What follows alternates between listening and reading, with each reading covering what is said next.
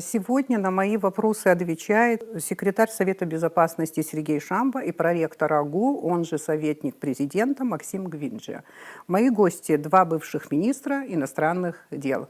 Итак, Сергей Шамба и Максим Гвинджи в передаче «Абсуарумя». Так получилось, что многие абхазские депутаты первого парламента родом из национально-освободительного движения. Это одна особенность. Из науки – это вторая особенность. Это закономерность?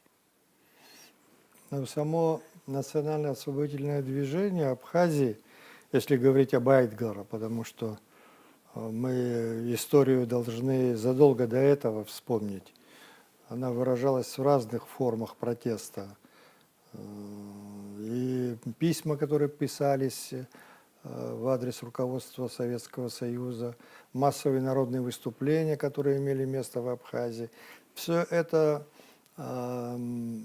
привело к тому, что в период перестройки возникли новые надежды на то, что абхазский вопрос может быть справедливо рассмотрен и решен.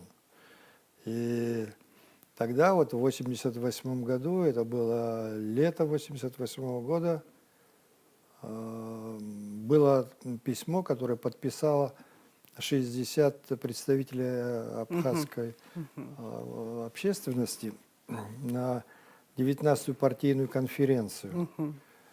И вот были новые надежды, как я сказал, при Горбачеве. И вот этот костяк, вот 60 вот этих человек, которые подписали это письмо, пришли к пониманию того, что нужно создать современную организацию, которая будет добиваться вот этих прав, которые были обозначены. Письмо это подписали в основном представители интеллигенции. Писал его такой известный в Абхазии и в Адыгее деятель Альмир Абрегов, к сожалению, уже покойный. Это был такой обстоятельный документ, и, конечно, материалы собирались отовсюду, но вот он изложил это в этом письме. Подписали его вот в основном представители интеллигенции. Вот. И потом, когда уже в том же году, в конце года, в декабре, был создан Народный форум Айтгалара, естественно, вот первыми его такими активными членами были представители этой интеллигенции. Если коротко отвечать на этот вопрос, это закономерность, что именно интеллигенция наша оказалась в основной своей массе, скажем так, вот в парламенте. Ну вот, если взять предыдущие письма, в 1977 году еще было письмо, которое там 130 человек подписали. Да. Потом были письма, которые представители нашей интеллигенции подписывали, такие как Дзизария, Шинкуба, Шахрыл Константин Семенович, потом, значит, сестры Шахрыл подписывали. Отец мой выступал на активе в обкома партии Аслан Оторба на конференции в Тбилиси выступали. Все это были вот предшественники вот этого всего, что произошло позже. Это были вот такие представители интеллигенции абхазской. Абхазия не первая страна, которая проходила через такие очень серьезные трансформации. И в мире очень много примеров, когда во главе национально-освободительных движений стоит интеллигенция. Есть, может быть, удачные где-то, а может, менее удачные примеры, когда во главе национального освободительного движения стоят военные, например. Бывают другие силы, радикальные, бывают фанатики. В нашем случае нам повезло, что наше национальное освободительное движение возглавили люди, которые его создавали еще в то время, когда не было независимости, да, еще в рамках Советского Союза. Это люди, которые вышли из интеллигенции, из научной интеллигенции. И, может быть, благодаря этому после победы в войне в 1993 году мы начали строить демократическое общество, а не военную какую-то хунту. Да? Когда у военных, представьте, после победы была бы возможность взять власть в руки и строить совсем другое государство, основанное на других ценностях. Мы же, в свою очередь, и тот первый парламент, о котором мы говорим, определили тогда, что мы строим демократию. И то достижение, вот именно демократии, сейчас, конечно, все это звучит не так модно и с каким-то налетом, знаете, это уже надоело, когда многие говорят демократия, демократия, выступают, там, слово демократия уже как бы узурпировано прозападными, антироссийскими силами, но я все равно хочу сказать, что это очень важное достижение, и оно не принадлежит эксклюзивно западным или прозападным странам. Поэтому демократия, которую мы тогда начали строить, и я думаю, мы довольно-таки успешны по сравнению с другими, которые больше всех как бы, там, заявляют, что они привержены этому. Да? Вот, тем не менее, мы преуспели в этом. И это благодаря вот, интеллигенции и тем людям, которые тогда возглавили. Вы и многие другие представители абхазской интеллигенции учились в Тбилиси. Высшее образование вы получали там. Многие наши деятели, интеллигенции, они учились и в вузах Грузии, но, понятно, было такое время, и мы были в составе Грузинской ССР, и в аспирантуре тоже. Несмотря на это, ассимилировать абхазов, которые обучались там, нашу молодежь, переформатировать их на предмет патриотического сознания грузинам не удалось. Более того, многие ребята, которые обучались в свое время в Тбилиси, затем оказались в эпицентре национально-освободительного движения. Как это случилось? Ну вот у меня как случилось. Ну, я и в Тбилиси учился, и здесь, в Сухуми, всю жизнь прожил. У нас было такое интернациональное такое общение было. Друзья у меня разных национальностей были, и грузины, армяне, евреи. И такого антагонизма у нас внутри не было. Но я, например, я исходил из никаких-то националистических убеждений. Я просто понимал, что наши права ущемляются. Я так воспитывался в своей семье. Я, мой брат, я от него это слышал много. От отца слышали, я же вам говорил, что он один из тех, кто выступал с докладом соответствующим в 1956 году. Так что я в семье воспитан был. Я думаю, так же и многие другие Да, но профессура, деятели которая наши. вам преподавала там, профессура, которая преподавала. Всякое было, и споры у нас были, да, непонимание было. Все это было, а это, может быть, наоборот, как раз-таки и вселяло такое упрямство в понимании этих процессов. Я сам, когда меня избрали председателем Народно-освободительного движения Айтгалара, когда я пришел домой, как раз я уже это рассказывал, вся семья была в сборе, и все были расстроены, потому что ожидали, что я буду наукой заниматься. Вот, я уже кандидатом был, что я докторскую. Я сказал, что я на 1 год согласился пойти, но так мне, как мне отец сказал тогда, нет, сынок, это на всю жизнь. Ну, так оно и получилось, потому что до сегодняшнего дня мы еще не достигли конечной цели своей борьбы. Конечная цель, она ведь нам же суверенитет, независимость не сами по себе нужны, они нужны для того, чтобы мы осуществили свои надежды на то, что будет развитие абхазского народа, абхазского этноса, языка, культуры. Мы пока этого еще в полной мере не достигли. Но для того, чтобы достигнуть, мы понимали, что нам нужно собственное государство, где мы будем хозяевами своей судьбы, потому что вся история нам показывала, когда нами кто-то другой управляет, у нас были одни проблемы. Возможно, это такой важный стержень нашей идентичности, нашего стремления к независимости, к свободе. Этот стержень выстраивался на протяжении всего вот этого 20 века, да, вот этого периода, когда мы были частью Грузии, когда мы претерпевали, наш народ и интеллигенция, опять-таки, в первую очередь, претерпевали значительные репрессии и как попытка стереть вообще нашу идентичность, нашу национальную идею. Возможно, причина в этом. Возможно, причина в том, что так называемая мягкая сила, да, это же все является частью мягкой силы. И в то время мягкая сила Грузии, да, грузинская мягкая сила, не была настолько эффективной или использовалась неправильно. Можно привести некоторые параллели. Очень многие политики и на бывшем советском пространстве, да, также учились и в российских вузах.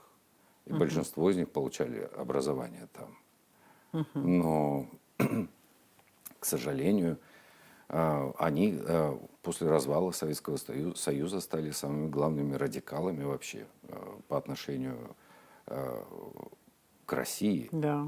И очень странно, что они отождествляли Советский Союз именно с Россией и с русскими. Это русофобия, которая начала развиваться. Да и в самой России это было. Вы вспомните первого президента Российской Федерации Ельцина, который, приехав, выступая в Конгрессе США, закончил свою фразу словами «Боже, благослови Америку». Да, это... Я не против благословения Америки, я за то, чтобы Бог благословил все народы мира. Но, тем не менее, вот в этих вот словах прозвучало очень важное. По-моему, таких слов он в отношении России не говорил, так и не произнес. Мне кажется, он не говорил Не это говорил в адрес Ельцин, России. да. Ну, вот представьте, а Ельцин человек, вышедший из верхов коммунистической партии, и как он поступил. И с ним не получилось, да, вот эта мягкая сила. В какой-то степени очевидно, что это мягкая сила в советскую эпоху. То есть в данном случае, наверное, какие-то закономерности работают, Да, серьезные, очевидно, да. которые надо анализировать. Да, Да. которые надо анализировать. И очень важно подчеркнуть здесь еще раз, вернуться к вопросу об интеллигенции и об ее участии в государственных процессах, вообще в жизни стран. Интеллигенция это не всегда, это обычно, это не всегда оппозиция. Это обычно такая, если можно так сказать, общность, да, не люблю слово прослойка, но общность людей, которая всегда видит себя вне политических центров, вне правительства. Это не обязательно будет оппозиция. Но интеллигенция всегда занимает такую независимую роль. И я думаю, вот в этом плане главное вот преимущество наличия интеллигенции как раз в этом и заключается. Интеллигенцию невозможно оседлать политически и как бы ехать на ней, достигая свои политические цели. Я думаю, ни у какой власти не получится оседлать свою интеллигенцию. Но иметь ее как независимый элемент общества очень важно. Если достичь этого, то, я думаю, я вот предвосхищу, может, есть такой вопрос, но сейчас это очень актуально в Абхазии. Диалог между властью и оппозицией, который очень нужен, очень важен. Это должен быть конструктивный, интеллигентный диалог, да, взвешенный. Вот я думаю, форма для этого диалога как раз и может быть интеллигенция.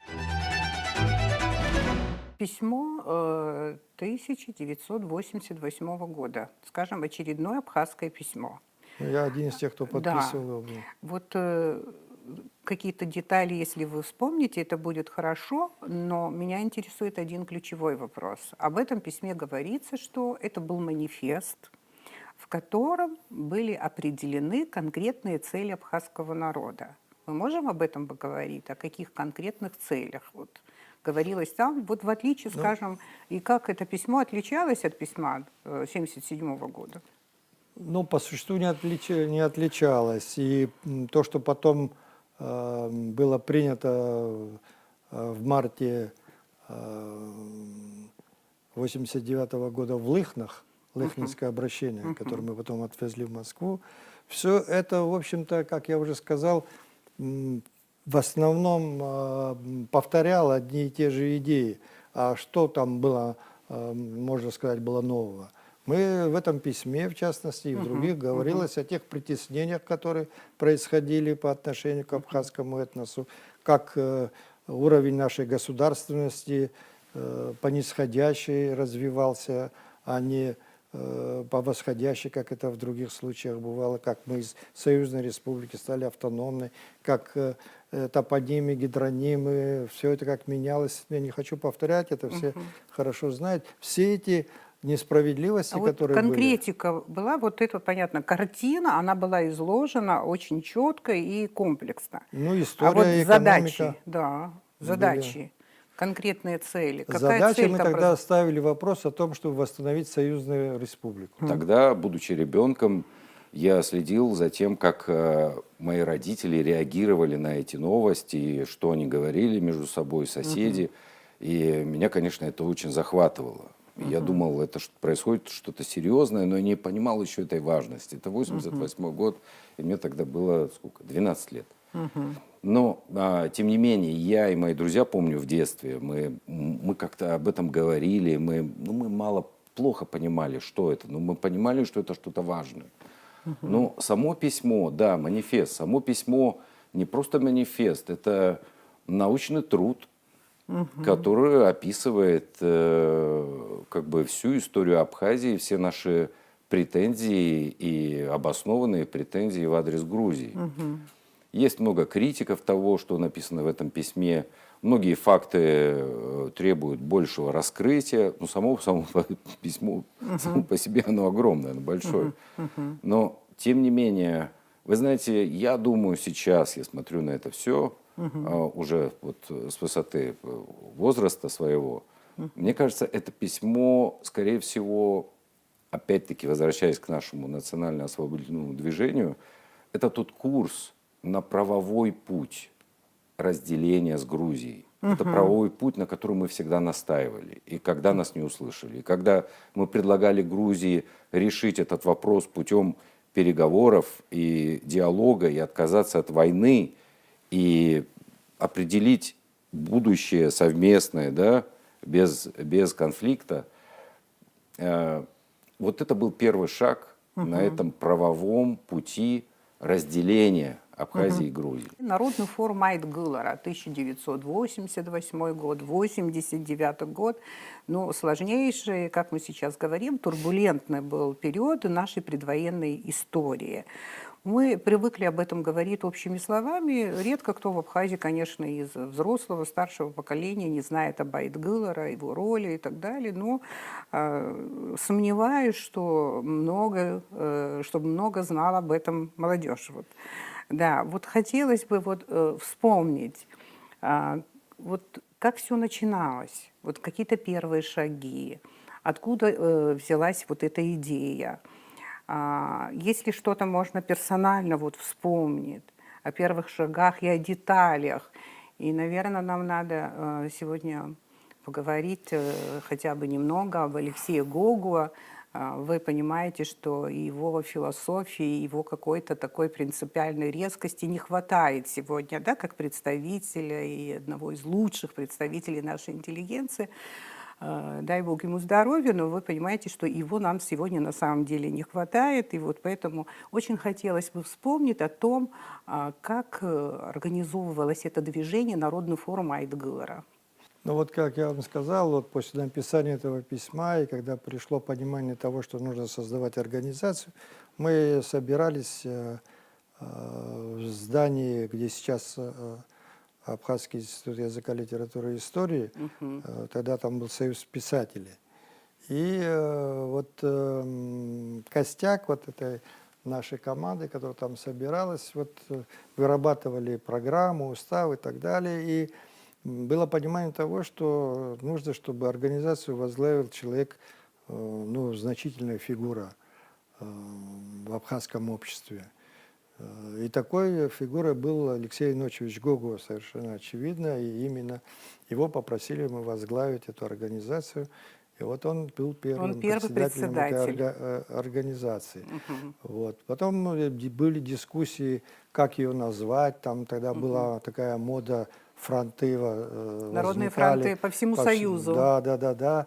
И кто-то предложил Народным фронтом назвать. Но здесь, по-моему, Геннадий Аламья сказал, что зачем такие агрессивные нам нужны формулировки, давайте назовем форум. И все согласились, назвали Народным форумом. Первый съезд был в декабре 1988 года, а в марте уже мы выступили с таким мощным действием, как Лыхнинский сход, на котором там более 30 тысяч человек было, и Лыхнинское обращение, которое подписали 35 тысяч человек. И тогда была выбрана состав, который должен был повезти в Москву и распространить по адресатам. Это были ЦК КПСС, Верховный Совет СССР, Институт научно-исследовательский и так далее. Это тогда мы поехали, Игорь Марухба тогда был, Геннадий Аламия, Давлет Пиля и я. Мы вот повезли это письмо, разносили по этим структурам. Ну и такие мы мощные акции проводили. Вот, например, мы по всему Советскому Союзу разослали своих представителей, значит, да, от Дальнего Востока, Сибири, везде, значит, побывали и организовали съезд в Москве народов Автономных республик? автономных образований, республик, областей, и участвовали в этом съезде депутаты разных уровней. Это был огромный зал на Калинина 27, это здание Верховного Совета СССР нам предоставили тогда. В президиуме сидели там Не Нишанов. препятствовали? Не препятствовали? Ну, такая мощная волна была, понимаете. Мы, в принципе, мы выступали за обновленный союз, за то, чтобы в новом союзном договоре были учтены права автономных республик, чтобы вот этой вертикали, которая была в Советском Союзе, чтобы ее не было, чтобы все образования вошли как в равном статусе союзных республик. И в президиуме сидели Нишанов, это председатель Совета национальности Верховного Совета СССР, Абдулатив, председатель Совета национальности Верховного Совета России, Калмыков, который был председателем комитета в Верховном Совете СССР, Владислав Арзенба. И вот там как раз главный основной доклад делал наш представитель Айтгулар, это Вахтанг Кезба, кандидат экономических наук. И выступающие там говорили спасибо великому абхазскому народу за то, что вот нас здесь собрал. Люди даже не знали о том, что не такие уж мы великие по количеству, если брать. Но мы тогда такую деятельность развернули, к нам приезжали отовсюду поделиться опытом. Даже из Прибалтики приезжали, вот эти, которые создали потом Саюдис, всякие движения. Из Мигрели приезжали представители. Интересно. Да. Вообще. Ну, конечно, мощное было движение и представители. Ну, мы его сделали, на самом деле, современной такой политической, фактически партией. До того времени масштаба, поэтому из Северного Кавказа же к нам тоже потянулись, и мы были ключевыми действующими лицами, которые создавали конфедерацию горских народов Кавказа. Я помню, что офис, как мы сейчас говорим, ну типа штаб-квартиры целой Айтгулара находился в здании Абхазского института. Да. Да. И газета Абхазский была институт очень... там не был, да. Он еще функционировал в том здании, которое потом сожгли во время войны. Абхазский институт там был, на набережной. Ну да, я помню. Да, в этом здании. Да. И, кстати, вы сразу начали издавать газету, потому что газета Айтгулара играла колоссальнейшую роль, консолидирующую и так далее, пробуждающую. Ну, это было, я вам хочу, мы газету издавали на русском языке единения и на абхазском Айтгулара. Русский язык редактором был Николай Джонов, а абхазского Геннадий Аламия. Газету эту отправляли в Верховный Совет СССР. Съезд народных депутатов СССР.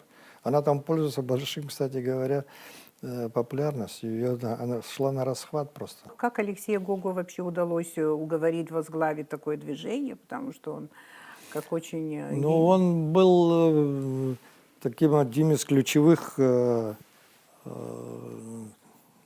деятелей при формировании, создании этой организации, поэтому он тоже понимал, что другого выхода нет у него.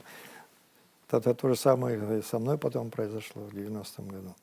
Да, это я говорю потому, что он как очень крупный писатель, выдающийся и так далее, политических амбиций у него не было, да, я поэтому ставлю такой вопрос. А вот после него преемником Вайтгеллера стали руководителем этой организации в тяжелейший, кстати говоря, период. Это уже после столкновений, которые произошли в 89 году. После этого, в 89 году, да, Да. Ну, сколько вам лет тогда было, кстати? Не боялись этой ответственности? Ну, я же говорю, я родителям сказал, что я согласился на 1 год. Потому что я все-таки надеялся. Кстати, у меня первый такой нелицеприятный разговор с Владиславом Барзенбо произошел. Когда я же был ученым секретарем в Абхазском институте. Это, Ага, ну да. так сказать, третья фигура в институте. И когда я ему сказал, там уже было решение, что надо, чтобы возглавил организацию отвлеченный человек. Мы уже решили переформатировать ее полностью, эту организацию. И должен был быть освобожденный председатель. Почему мне пришлось сказать Владиславу Григорьевичу, что я должен уйти из института. И он был очень возмущен. И у нас такой разговор перешел на повышенные тона. И как раз в кабинет даже Юра Аргун зашел, начал как-то нас успокаивать. И я ему сказал тогда, я об этом рассказывал уже.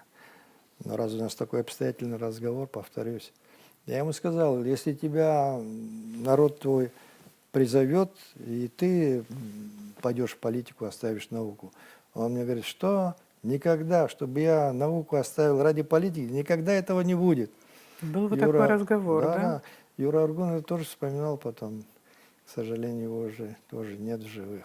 Ну, в то время, как для ребенка, я помню, как отец, там, допустим, с восхищением говорил об этом, как он показывал, я видел, где-то он держал какую-то такую квитанцию о внесении каких-то денег в фонд Вайтгеллера и так далее, и так далее. Мне тогда это оказалось чем-то интересным. Вы это помните, да? Я помню, конечно, Да. даже где-то сохранился Да? этот квиток. Вот интересно. Да, и я думаю, многие это делали, и для многих это стало, потому что мы все это замечали. Я тогда был школьником, и мы замечали такой какой-то для нас непонятный рост национализма грузинской части общества. Когда мои друзья, вот с кем я вырос во дворе, многие грузины, к сожалению, начали как-то отделяться от нас, перестали с нами играть в футбол. Они в нашей школе, в общей, они отделились в отдельный сектор и заняли отдельный этаж. Я учился в 15-й школе. И закрылись дверью, и как-то и у них росло какое-то вот непонятное негативное отношение к остальным. И они, ну, будучи детьми, понимаете, у детей все это всегда гипертрофировано. И нас это все удивляло и вызывало какое-то непонимание. Но будучи детьми, мы плохо Но вы понимали, понимали, к что чему это какая-то агрессия. это агрессия была, это было отчуждение от остальных, и ну, просто разрыв связей детских. И дети перестали играть, и потом начали даже происходить драки в школах. Я помню эти стычки в городе, и были жертвы. 88-й, я помню, это было летом. И будучи детьми, мы все равно как бы жили в этом городе, ходили по набережной, видели это все. И это вызывало какое-то непонятные чувства, эмоции. Я, честно говоря, будучи ребенком, выросшим в Советском Союзе, я плохо понимал, что происходит. Сергей Миронович, вы, хотя считаетесь таким дипломатом по природе, по вообще коммуникации, но я вот знаю несколько фактов, которые вас характеризуют немножко по-другому, скажем, по-абхазски. Да, вы резко умели реагировать, не считаясь ни с какими авторитетами, вот на разных этапах нашей истории. И, ну, в принципе, готовы были даже к драке, скажем так. Вот. Молодость такая была, и драться приходилось часто, тоже все это бывало в нашей юности. Вот. Ну, так-то я вообще-то горячий был по молодости. Ну, в Айтгылара, Сейчас, после Айтгылара тоже, вот вы... да, сейчас тоже у меня проявляется иногда такое, но сейчас с возрастом мне хочется как-то быть более дипломатичным. И, знаете, я, наверное, на то, что мы тогда шли, может быть, сейчас хорошо подумал бы, прежде чем такие поступки. Вы знаете, был период, когда я многих людей обвинял в предательстве, интересов и так далее. Сейчас я по-другому тоже на это смотрю. Я тоже понимаю, что они осторожничали, что они боялись за судьбу народа, понимали, что мы не с равными силами сталкиваемся. Они ведь не знали всего того, что мы делали, а мы на самом деле готовились все-таки к сопротивлению. Айтглара мне поручила заниматься без того, чтобы я информировал президиум подготовкой к сопротивлению. Мы в лесу собирались, мы планы строили, мы в оружие закупали, завозили. Всем этим занимались, поэтому я знал, что у нас есть достаточно сил, чтобы сопротивляться. И тем более по молодости вообще не было страха того, что мы проиграем войну, если грузины вяжутся в это дело. Если раз вы заговорили вот об оружии, вот хочу задать вопрос, который я время от времени слышала раньше. Сейчас, кстати говоря, уже этот вопрос не всплывает, но вот я помню, и во время войны тоже были люди, которые эмоционально говорили о том, что Народный форум обещал, что все будет, все закупит, если что начнется, у нас и есть все. Вот вообще кому-то делались вот такие обещания? Ну, знаете как, конечно, делались, когда люди приходили, на меня, например, спрашивали, я же не знаю, он провокатор, подослан или что. Я тоже, как и другие, говорил, не беспокойтесь, у нас все есть. Естественно, такие вещи говорили. Это и для противника нужно было говорить, что мы готовы, конечно. Ну, я, знаете, вот как Владислав Арзенбах говорил, каждый, кто принес 10 рублей, хотел автомат получить. Но так не получалось. Я после войны, поскольку такие разговоры были, на съезде, который сразу после войны был, огласил все цифры, сколько внесли денег, что на это было куплено, в том числе и бронетехника и прочее, понимаете. У нас была бухгалтерия, которая четко фиксировала все взносы, которые в Айтгларе были. Ведь мы, кроме того, что там этим занимались, мы же ездили по всему Советскому Союзу, мы ездили по Северному Кавказу, проводили мероприятия. Все это, конечно, требовало средств. Ну, скажем так, пожертвования, да? От кого больше всего вот поступали в то время? Я понимаю, что богатых абхазов, зажиточных таких и так далее было мало, конечно. Я вам прямо да? хочу сказать, Да. я вам даже могу сказать, сколько было собрано денег. Сколько? Это официально, то, что пришло в Айтглар, потому что у нас бухгалтер. 300 тысяч рублей. Это было перед войной не такая цифра, как сейчас, конечно. Достаточно не маленькая, но понятно, что мы, знаете... Но для вот того, чтобы у нас- вооружиться для обороны от Грузии, для самообороны от Грузии, которая получила еще вооружение там, и так Ну, далее. Грузия получила после Ташкентского соглашения, после распада Советского Союза, все вооружение, которое находилось в Закавказском военном округе. Да, и в результате вот практически с голыми руками пришлось встретить войну, правда же? Вот очень мало было оружия, очень Я мало. могу- Я на Красном мосту видела ребят с пистолетами. Да. С пистолетами туда пришли. Ну, на самом деле, знаете как, вот у нас Мушних Варский, например, да, он в Ленинградской области находился. И там скупали, наши представители, скупали у вот этих искателей, которые времен Второй мировой войны оружие там раскапывали в окрестностях, они его приводили в порядок, чистили, и вот это вот покупали, присылали сюда нам.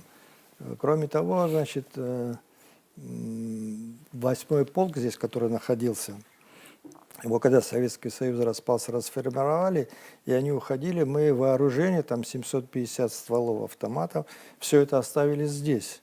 У нас было. Просто мы распределили его, поскольку нужно было как-то его хранить, и еще все-таки здесь Грузия была, это грузины были, и значительную часть Кварчал отправили. Вот. Ну и потом мы кое-какую бронетехнику завозили сюда, Нурсы купили в Южной Осетии. Ну, все это делалось потому, что было понимание того, что может начаться агрессия, да? Ну вот я как-то писал о том, что Гиви Ламинадзе, такой министр внутренних дел Абхазии был, и он уже, будучи в изгнании в Грузии, давал интервью в газете «Алия», такая грузинская газета была, и он писал о том, что абхазы жаловались на то, что грузины вооружаются, но я ничего не сделал, чтобы это предотвратить. Потому что если бы я занялся бы тем, чтобы прекратить вот это вооружение грузинского населения, мне сказали бы, что я не патриот, на меня бы обрушились бы. Когда абхазы увидели, что мы ничего не делаем, они сами стали вооружаться и сделали это лучше, чем грузины сделали. Так оно на самом деле А вот было. Абхазская гвардия, она была вооружена? Да, была вооружена. Абхазская гвардия. Ну, вот эти формирования были, которые фактически подчинялись Айтглара. Ну, хотя, понятно, там формально они подчинялись МВД, Но но мы да. финансированием их занимались. Да, это понятно. Ну, вообще, понятно, в духе времени такая ситуация складывалась во многих регионах. Я почему задаю эти вопросы? Потому что мы же потом говорим, что вот неожиданно произошло нападение, там, оккупация, агрессия и так далее. Вот для вас лично, да, для руководителя Айтгалара, для политика Шамба, вот это вторжение было неожиданностью? Не было неожиданностью. Я даже детали помню всего, как это все, первый день, как это все происходило. У нас сессия должна была быть, где мы должны были обсуждать вопрос о взаимоотношениях между Грузией и Абхазией. Как раз мой брат Тарас Шамба подготовил. Его проект был. Проект, да. И тогда уже разделилась абхазская и грузинская части нашего Верховного Совета. Абхазская часть собиралась, ну, члены президиума, во всяком случае, у Владислава Арзенова в кабинете, там членов президиума, нас, абхазцев, 3 человека. Всего 9 человек было членов президиума. Из них абхазцев было 3. Арзен, Озган и я. 3 было грузин. И 3 было других национальностей. И вот мы собрались у Владислава Арзенба и обсуждали предстоящую сессию, когда поступил звонок. А тогда у нас на Ахурей стоял пост. Потому что это такое место, где пройти невозможно незамеченным. Любое движение мы там могли зафиксировать. И у Владислава Арзена стояла связь, вертушка с этим Ахуреем. А позвонил телефон, позвонил замглавы администрации Чимчирского района Бадья. И сказал, что наблюдают движение танков по объездной дороге. Ну, Владислав Григорьевич, поскольку не было информации с Ахурея, говорит, прекратите паниковать. Потому что у нас была информация о том, что грузины могут провести какую-то операцию в Гальском районе против звиадистов, которые захватили тогда Кавсадзе, министра. Министра Кавсадзе захватили, и якобы они его притащили и прячут в Абхазии. И, возможно, Арзенба имел какую-то информацию или предполагал, что, может быть, эти официальные структуры вошли в Гальский район для того, чтобы вот этого освобождать Кавсадзе. Я так предполагаю. И, значит, второй раз, и он набирает вертушку на Ахуре, а там не отвечает. Опять раза 3 позвонил это Бадья, и Владислав ему уже довольно жестко, прекрати панику и так далее, что-то такое. И он уже побоялся звонить Арзенбу, позвонил в приемную. В приемную позвонил, и заходит секретарша Владислава Погорелая. И говорит, Сергей Васильевич, вас Бадья к телефону просит. Сергей вышел, поговорил, возвращается, говорит, слушайте, Бадия говорит, что танки идут, уже очевидно, что танки идут. Оказывается, они уже захватили, туда поехал, когда информация о танках пошла, туда поехал Гургуля, глава администрации, чтобы Да. посмотреть, наткнулся на эту колонну, они его взяли, мы его потом обменивали. Захватили его, в заложники взяли. И вот тогда уже насторожились все, эта вертушка не отвечает. Оказывается, этих парней значительную, большую часть повезли в Гальский район, якобы там это самое, обедать в столовую. Оставшихся несколько человек взяли в плен сразу эти. Ну, гвардейцы. вопрос, да, вот это первый день войны, кстати, вот помните, вы участвовали в передаче, мы обсуждали, да, вот тогда тоже много интересных вещей сказали, но вот вопрос, Владислав Григорьевич,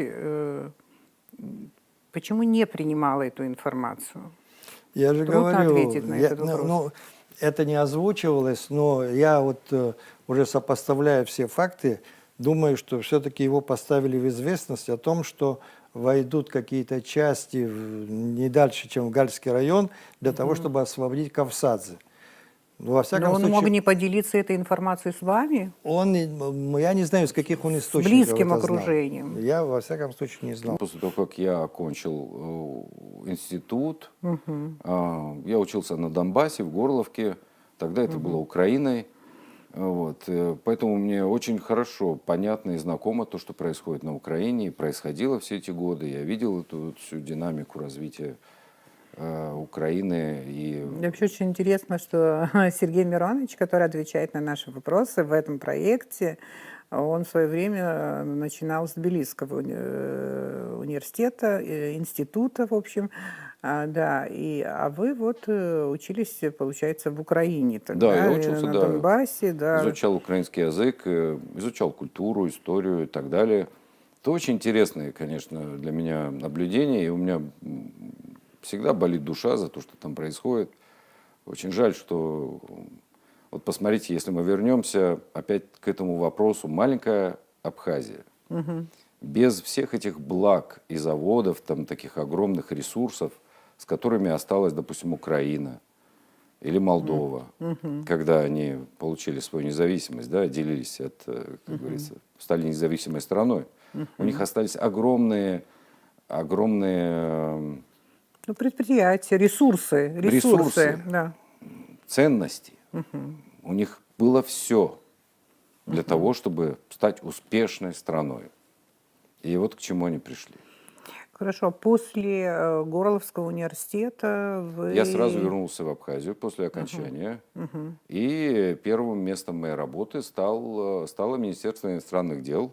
И моим первым шефом был Сергей Миронович Шамба, которому я безмерно благодарен, считаю своим учителем, своим авторитетом. Он многому меня научил. И так получилось, что я стал карьерным дипломатом. Я прошел все практически отделы Министерства иностранных дел, везде отработал. А вот эта Гарвардская школа права или права человека Это, в институте да. Уэльса Южного, это что Это Гарвард, это были такие курсы, очень интересно. Я Ну, а очень как вы рад. туда попали? Вот, Тогда это был, я не помню, 2000 год или 2001. Я туда попал по одной из программ образовательных, которых было много в Абхазии. По линии, эти программы финансировались США. И я туда попал в Гарвард, тогда были еще ребята из Абхазии, были ребята из Осетии, были ребята из Грузии. И это все был образовательный проект в области ведения переговоров. Я не знаю, как для других, меня это очень, проще говоря, если можно так сказать, зацепило. И мне понравилось этот предмет, его вел создатель вот этой методики ведения переговоров Роджер Фишер, с которым я познакомился лично. В то время ему было, представьте, в 2000 году где-то около 90 лет, уникальный, интересный А человек. что главное для переговорщика? Вот это образование, там как-то это учитывало? Главное, переговорщик, что, Это какими очень качествами? интуитивная, это Да? очень интуитивная Да? методика, но несмотря на это, ей можно обучиться, она очень проста. Я могу, если хотите, для наших телезрителей, для вас Давайте. самый короткий курс, чтобы объяснить всю эту книгу, да, всю эту методику 3 тезисами. Давайте. Во время переговоров самое главное, отделяйте человека от проблемы. Вот вам нужно добиться какого-то решения. Вот самое главное, запомните, я прошу всех, когда вы спорите, ругаетесь, не отождествляйте вашего оппонента с проблемой. Ну и Замечательно. много-много-много Запомнили. других, много других там разных есть важных принципов. Ну и вот, мне кажется, этот легко запомнить. Если вы хотите достичь компромисса, постарайтесь смотреть на человека. Да. Ну, нечто похожее на Карнеги, то, что он нам говорит, там, Абсолютно предлагает верно. и так далее. Продолжим нашу программу. Ваше становление как политика происходило в Айтгылара или в абхазском парламенте, первом парламенте? Нет, конечно, Вайтгылара, потому что ну, действия наши такой характер политический имели. Я когда возглавил, мы уже, я же сказал, мы совершенно на новые рельсы это все поставили. Мы создали фактически партию, которые приезжали со всего Советского Союза делиться опытом, как газету мы издаем, как это все у нас функционирует. Потом переговоры многие были, из Грузии же приезжали, академики приезжали на переговоры, Жваня, которого потом убили в Грузии, приезжал на переговоры. Из Мигреля приезжали представители интеллигенции, которые тоже были настроены, так сказать, на создание мигрельского государства. Кстати, мигрельский вопрос, он всегда большое вызывал в Грузии беспокойство и каждый раз заканчивался репрессиями. Это при Сталине, которое было дело, мигрельское дело, когда репрессировали многих представителей мигрельской интеллигенции. Потом после нашей войны в 1993 году вспыхнул там бунт в Мигреле, который тоже подавили жестоко, всех это самое физически устранили. Так что такие настроения там в мигрельском обществе, они периодически возникали. Я не знаю, как часто это происходит. Да. Я помню, я приехал как-то в Грозный во время войны, там по поводу самолетов с Дудаевым разговаривать. И в это время говорят, что Гамсахурдия хочет со мной переговорить. Гамсахурдия жил тогда в гостевом доме бывшего обкома партии. Но я не хотел один идти, и мы с генералами пошли туда. Но он хотел, чтобы мы перекинули для его сторонников, Лотико Баля, Мигрелов, оружие перекинули, потому что мы тогда из Грозного самолетами нашими перекидывали, в Кварчал оружие тоже. В Кварчал и в Гудаутский район перекидывали. Он это знал и попросил, чтобы мы в Кварчал перекинули, а кварчальцы там контакты имели с мигрельским этим движением, чтобы они им передали. Ну, мы это договорились, мы это и сделали, короче говоря. И перед тем, как уйти, генералами говорит, ну, господин Звят, зачем вам в Грузию возвращаться? Вот возвращайтесь в Мигрелью, создайте Мигрельскую республику. Гена уже по-своему буферное государство думал, как построить. А Гамсахурди ему говорит, нет, Батоно Гено, так думают только неграмотные мигрельцы. Ну да. Он, скорее всего, не болел мигрельской проблемой. Ну, не болел, не он болел. масштаба другого был, да. Ну да, не болел мигрельской проблемой, да, человек, для которого главным лозунгом был лозунг «Грузия для грузин» и так далее. Тут мигрельская Я вот рассказывал, недавно там организовал один такой грузинский журналист, и там я был, и Колбая, Вахтанг. За что здесь шум подняли, как можно разговаривать с представителем автономной республики в Грузии. Мы с ними много встреч проводили. В Стамбуле, в Афинах, в Ялте были дипломатические встречи, на которых участвовало большое количество вот этих депутатов, бывших наших. Это когда вот? Ну, Эти встречи когда происходили? Это было в районе 2000-х, в начале, в конце 98-го, в 2001 году в Афинах, по-моему, был, до этого в Стамбуле был, а потом в Ялте был. И там участвовали все вот эти представители автономных республик, которые с нашими представителями общественности там переговоры, разговоры вели. Кстати говоря, в тот период после войны очень много было таких контактов на разных уровнях. И там вот на этой встрече, где на этом, во время этого разговора, где мы с Колбая участвовали, вот я как раз вспоминал о том, что с Гамсахурдия, кстати, больше был склонен к компромиссам, чем потом пришедшие ему на смену люди. Он вот присылал своего представителя, я об этом рассказал тогда, по фамилии Рацхеладзе, по имени Гулбат. Это был его близкий человек, он приехал, хотел со мной встретиться. Я попросил Нодара Чанба, и мы в капеле, в кабинете у Нодара, такой маленький кабинетик, мы еле помещались, там 4 человека.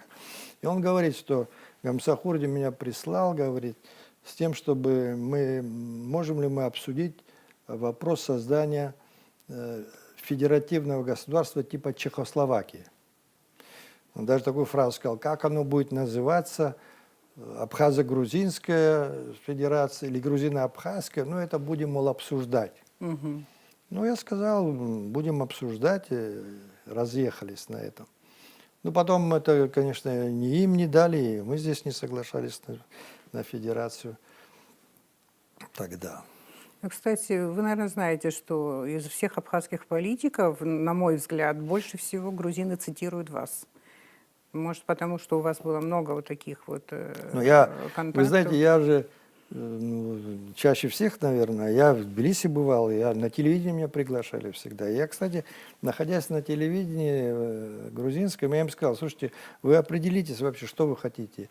Если вы хотите вернуть территорию Абхазии, вы уже это пробовали, у вас это не получилось, тем более сейчас уже не получится.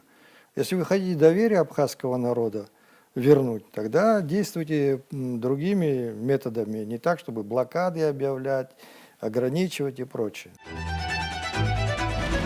Мы продолжаем абхазский путь. Сергей Миронович, во время Отечественной войны народа Абхазии вы в 1993 году занимали должность первого заместителя министра обороны.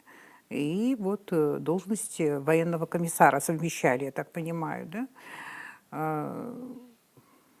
Что требовалось от военного комиссара? Но это была политическая работа. Военный комиссар, это означало, что я был представителем парламента, Верховного Совета, вернее, представителем Верховного Совета в армии.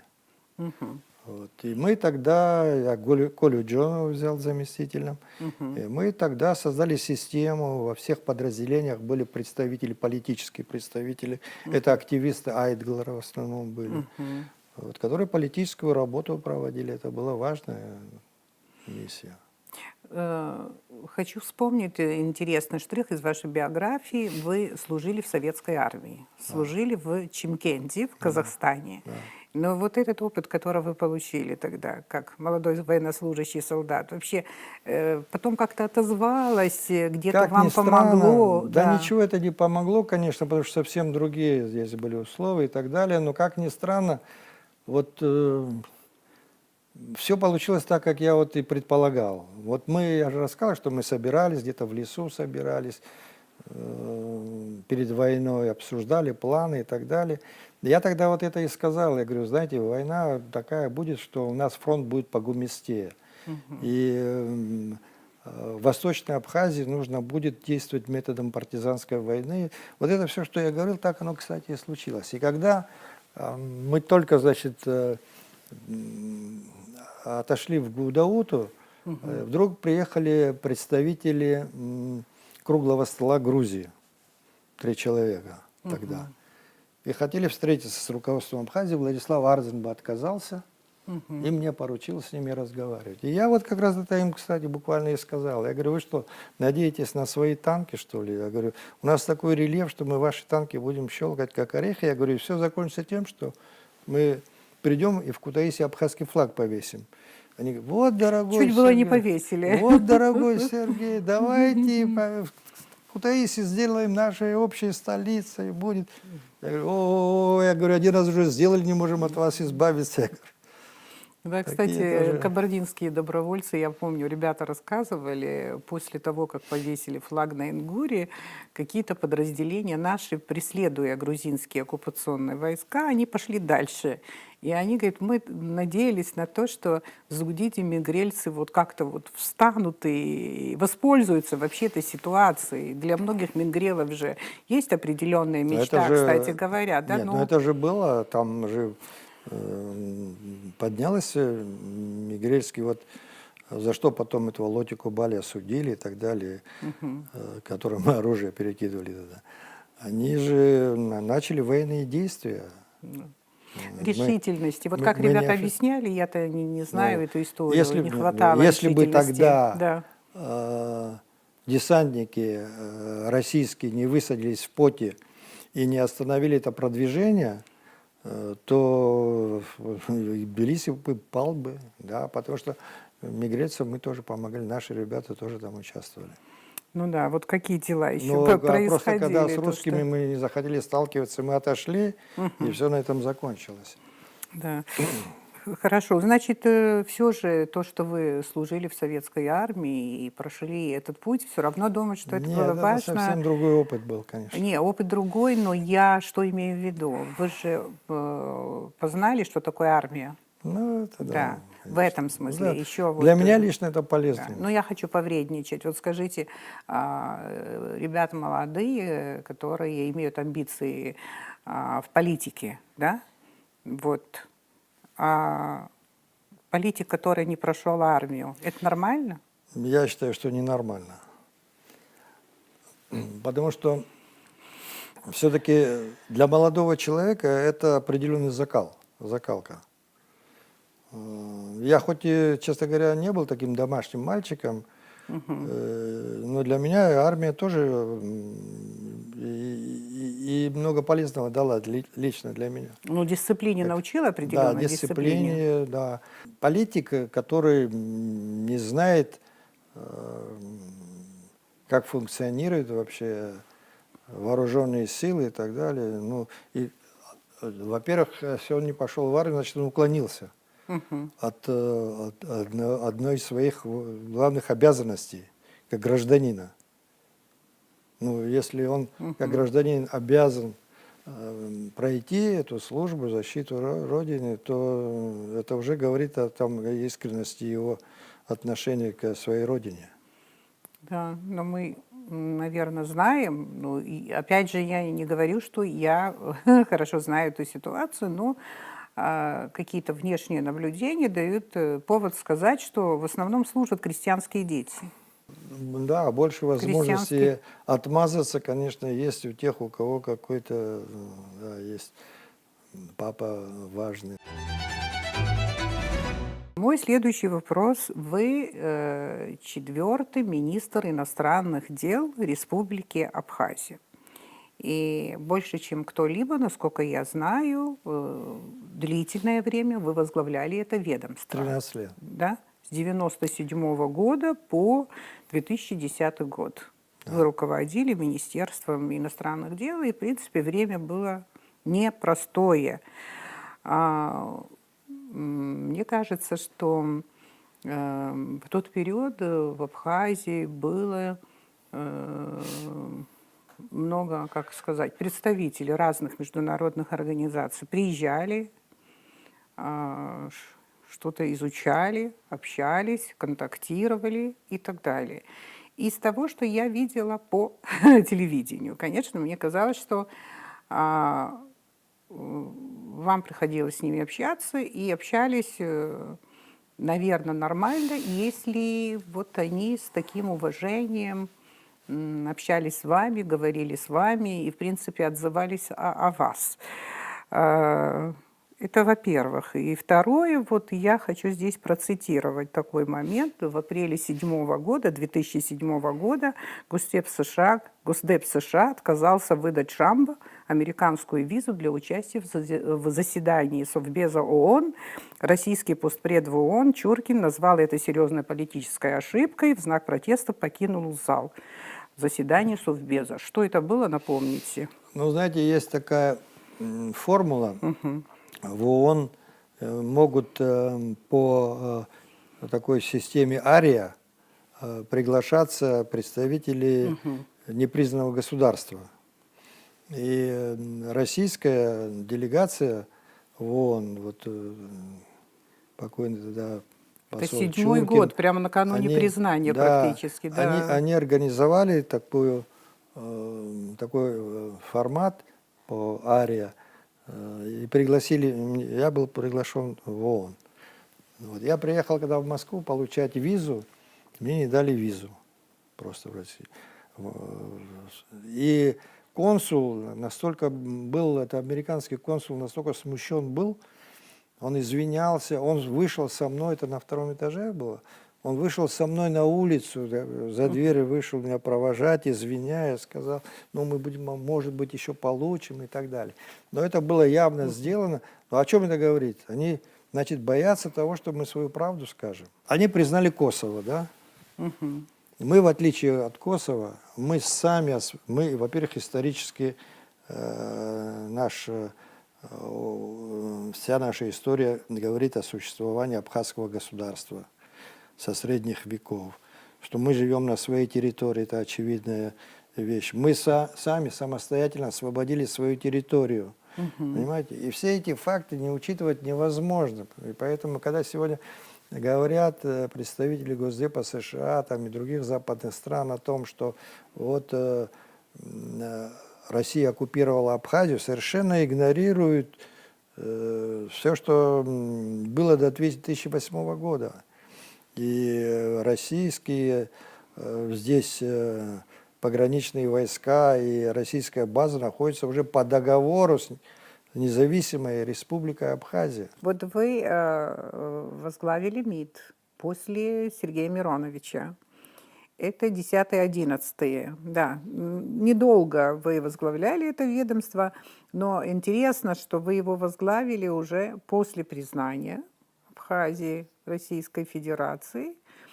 Да, и вот интересно, вот ваш период, когда вы возглавляли это ведомство, он как-то отличается или отличался вот, до и после, вот, да, вот в каких условиях работало Министерство иностранных дел? Я помню те годы, когда я только пришел в МИД, когда мы работали практически за буханку хлеба, когда не было компьютеров, когда все решалось по телефону, по факсу, мы связывались с какими-то странами, звонили, отправляли факсы. Я помню, как мы переводили все доклады генерального секретаря ООН о ситуации в Абхазии. Вот. И это интересный был очень период, романтический период. Потом я очень долгое время, с 2004 года, я был заместителем министра. Так что вы можете сравнить, в общем-то. И я могу сравнить. И вы знаете, такой же вопрос, и приходилось очень много лоббировать и ездить по многим странам мира. И вот такой же вопрос, как вы задаете, мне задавали многие мои друзья, дипломаты из других стран. Из европейских, американских, там другие, многие. У меня в мире очень много друзей, к счастью, вот Бог мне дал. Несмотря на то, что как бы мы находимся в разных лагерях, но тем не менее.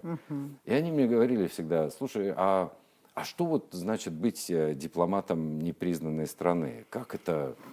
Я всегда отвечаю, что никакой сенсации в этом нет. Наша работа, она абсолютно такая же, как и ваша. Просто мы преодолеваем немного больше трудностей, чем вы. Замечательно сказано, да. И поверьте, это именно так. И всегда это было так. Потом вот этот период, о котором мы говорим, о признании России. И я помню, 2008 год был очень знаковым и очень интересным. Это был год, когда Грузия планировала военную операцию против Абхазии. И это уже не секрет.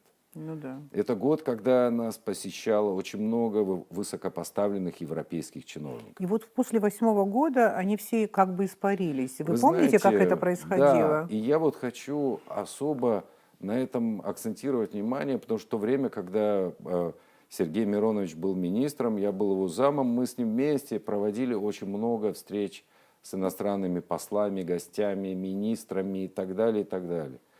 И я помню ту нашу наивную веру в международное сообщество и в международное право. Когда мы вот, начиная даже вот с этого письма 88 года и дальше, и наш переговорный процесс, как мы в нем участвовали, как мы ссылались на соглашения, которые мы подписывали с Грузией, как мы выполняли эти соглашения, как Арзенба принял решение вернуть грузинских беженцев в Гальский район, выполняя рекомендации, все вот этот переговорный процесс, мы всегда шли в рамках тех соглашений, с которыми мы соглашались, и пункты мы выполняли. Грузия постоянно их нарушала. И тем не менее, мы верили как бы в верховенство международного права, мы верили в эту так называемую поддержку международного сообщества, когда мы говорили европейским, американским дипломатам: ну вот Грузия нападет на Абхазию, что вы сделаете? Грузия получит осуждение со стороны международного сообщества. Международное сообщество не позволит. Я помню 2008 год. И поверьте мне, я вам вот сейчас передам слова европейских чиновников, которые тогда к нам приезжали. Тогда был у нас в гостях Хавьер Солана, тогда был Штанмайер, тогда был, и помимо них, огромное количество практически всех западных послов, которые базировались в Грузии, посольство США, советники госсекретаря и так далее, и так далее. И это было реально, вот такой вопрос был задан. Грузия готовится к войне, она готова напасть на Абхазию, на Южную Осетию. Что вы будете делать? В этом случае со стороны международного сообщества, ну, имелось в виду коллективного Запада, будет очень-очень жесткая реакция. Грузии придется забыть о своих западных европейских устремлениях и навсегда забыть о возможности вступления в НАТО. Решение, вот вы упомянули по Гальскому району, возвращение беженцев в Гальский район, это произошло под, наверное, серьезным давлением? Ну, вы помните, одно из серьезных давлений, я понимаю, что тогда это было принято и как и стратегически важный ход, потому что нельзя было оставлять Гальский район пустым, незаселенным и так далее, и так далее. И мы считали тогда, что все равно жители Гала — это жители Абхазии, это наше население. Но тем не менее, еще тогда, если вы помните, были введены вот эти жесточайшие санкции и эмбарго против Абхазии. И, кстати, не все поддержали, но санкции против нас ввели Россия, конечно. Грузия, Азербайджан, другие страны СНГ. Ну, конечно, да. И это был жестокий момент, очень, очень жесткий такой удар санкционный против Абхазии, которая только что вышла из войны, с разрушенной экономикой. А именно в ваше время, когда вы возглавляли Министерство иностранных дел, произошло признание Абхазии Российской Федерации, выдающееся для нас колоссальное просто событие, которое переоценить невозможно. И вот после вот нашего признания многие международные организации, которые работали в Абхазии, они как будто испарились. Вы можете вспомнить, как они уходили, как они прощались, как они это объясняли, вообще что-то объясняли, или что на самом деле происходило после этого? Это тоже интересная история. Ну, урегулирование конфликта происходило под эгидой Организации Объединенных Наций. Вот. И периодически, значит, раз в квартал Совет Безопасности ООН там резолюции свои делал. Раз в полгода Генеральная Ассамблея рассматривала вопрос абхазский. и продлевали миссию ООН в Абхазии, понимаете? И после признания, перед очередным продлением миссии, я им сказал, что теперь вы не можете писать Абхазия, запятая Грузия, запятая Абхазия. Я говорю. Потому что в Совете Безопасности ООН есть страна, которая нас признала, и для нее неприемлемо писать, что Грузия, запятая Абхазия. Понимаете, я говорю? В общем, короче, со мной переговоры вели из Нью-Йорка, там же временная разница, всю ночь по этому вопросу. Я предлагал формулировки компромиссные, при которых можно было избежать вот эту формулу. Нет, ни за что. И в итоге на этом прекратили, поскольку я сказал, мы не примем с другой формулировкой, вот как оно. Да, и на этом прекратилось. Но я потом в разговоре с некоторым представителем спрашивал, а почему вы так сделали? Ведь я вам давал формулировки, которых можно было избежать.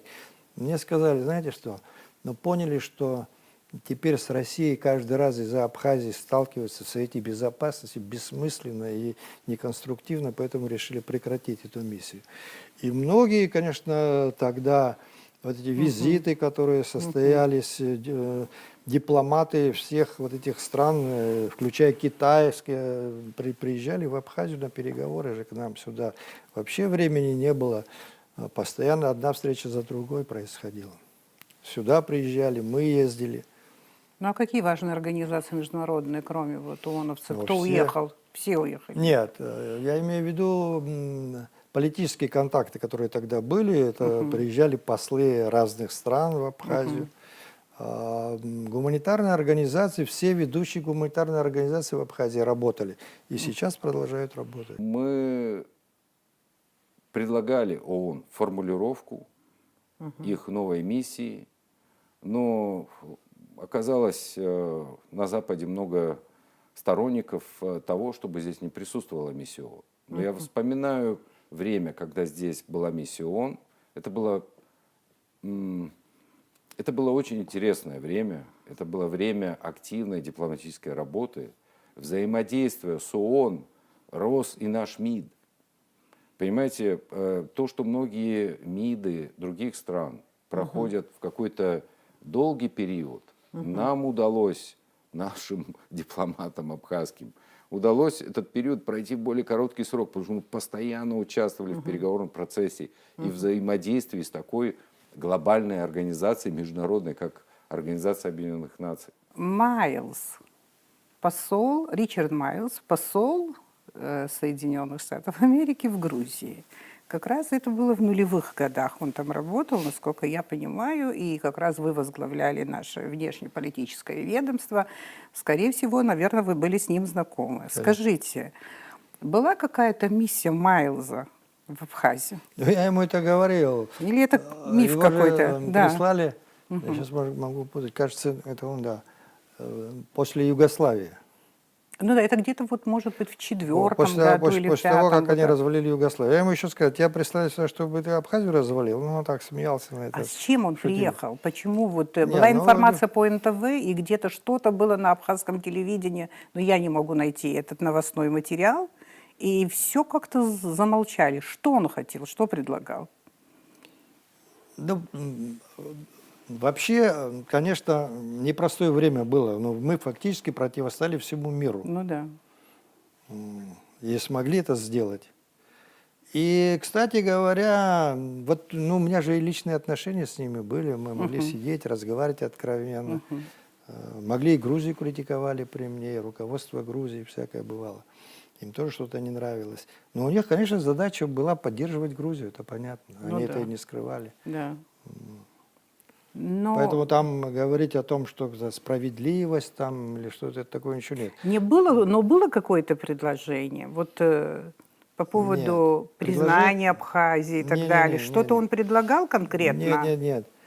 Предлагала формула такая, была Бодена, тогда представителя Организации Объединенных Наций, который предлагал, но они же общую формулу вырабатывали вместе как-то же, не по отдельности, где, значит, какую-то формулу урегулирования предлагал он, которая нам неприемлема была совершенно. Я ему, у нас, знаете, какое общение было? Вот мы с ним в его резиденции, на кухне он спагетти варил. Я стоял, и мы разговариваем с ним. Я хотел показать, как он... Это Боден, да? Да, хорошо делает спагетти, пасту.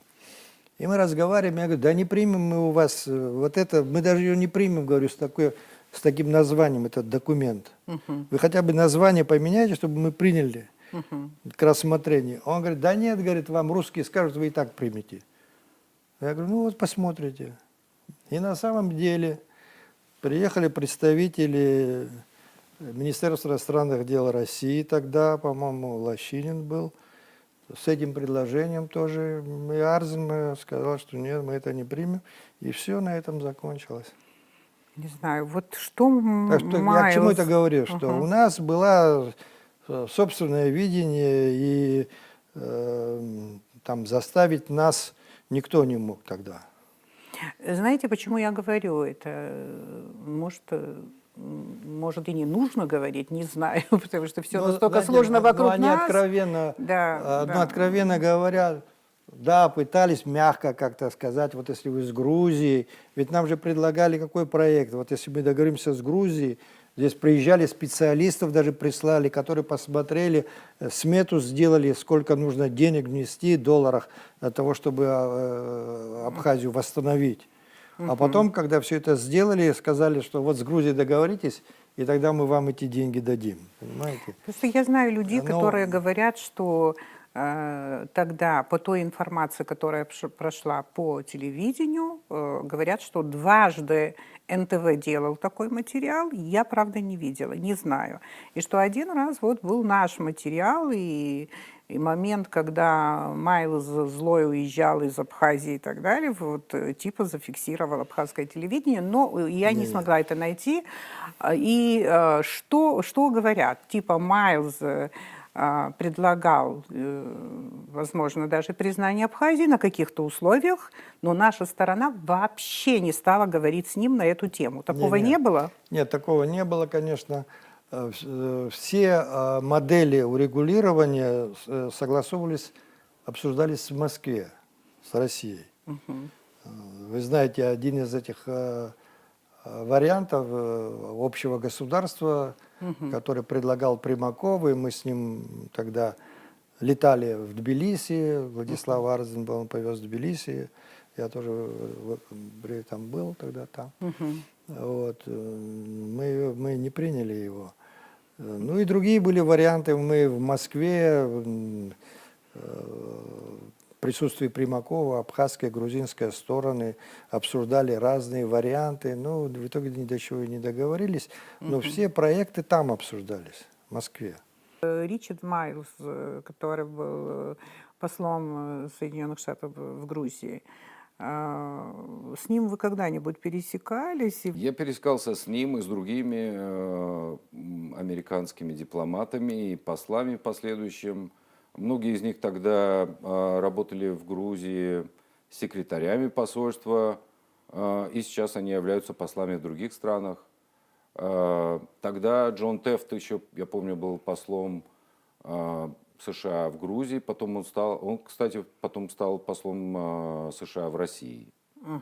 Интересно. Другая еще была сотрудница в посольстве в Грузии, она стала теперь послом США на Украине. И да, эти люди вот теперь, вот представляете, Ну, вы географию. слышали, что Майлз что-то предлагал? Ну, с американцами как бы у нас всегда был диалог очень активный в то время. И не только с ними, и с другими западными дипломатами, да со всеми дипломатами. А конкретное предложение по поводу признания Абхазии было? Да, такие разговоры звучали, такие идеи обсуждались, и мы тогда и рассматривали их. И бывало, что, вы знаете, было такое очень часто, и не только от американских дипломатов. Это очень интересно. Вот скажите, есть в народе такая молва, хотя меня убеждали, что в тот период была информация по НТВ, и даже абхазское телевидение что-то такое снимало, что Открыто, Майлз предлагал руководителю открыто, нашей страны что-то да. и типа, что Открыто американцы об этом на телевидении под запись не говорили никогда, но это говорилось, обсуждалось в личных встречах.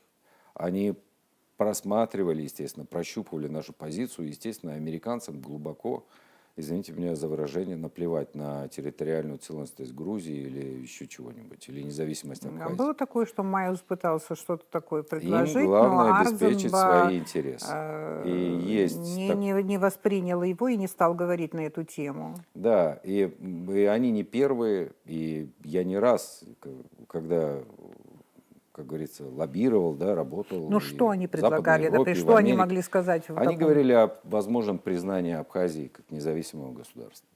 В обмен на... Американцы говорили об этом более прямо, чем европейцы. В обмен на что? В обмен на более прозападную политику и позицию.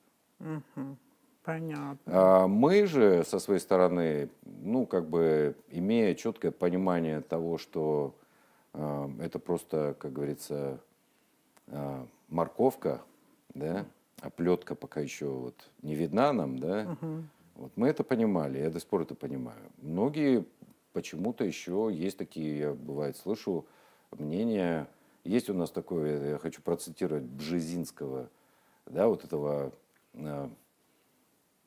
основателя вот этой американской евразийской шахматной игры, Да, шахматной да. доски, да, вот этой стратегии, где Америка пытается развивать на постсоветском пространстве геополитический плюрализм. Это когда, и мы это все видим сегодня во многих странах, это когда мы сидим, находясь как бы в сфере прямых интересов России, да,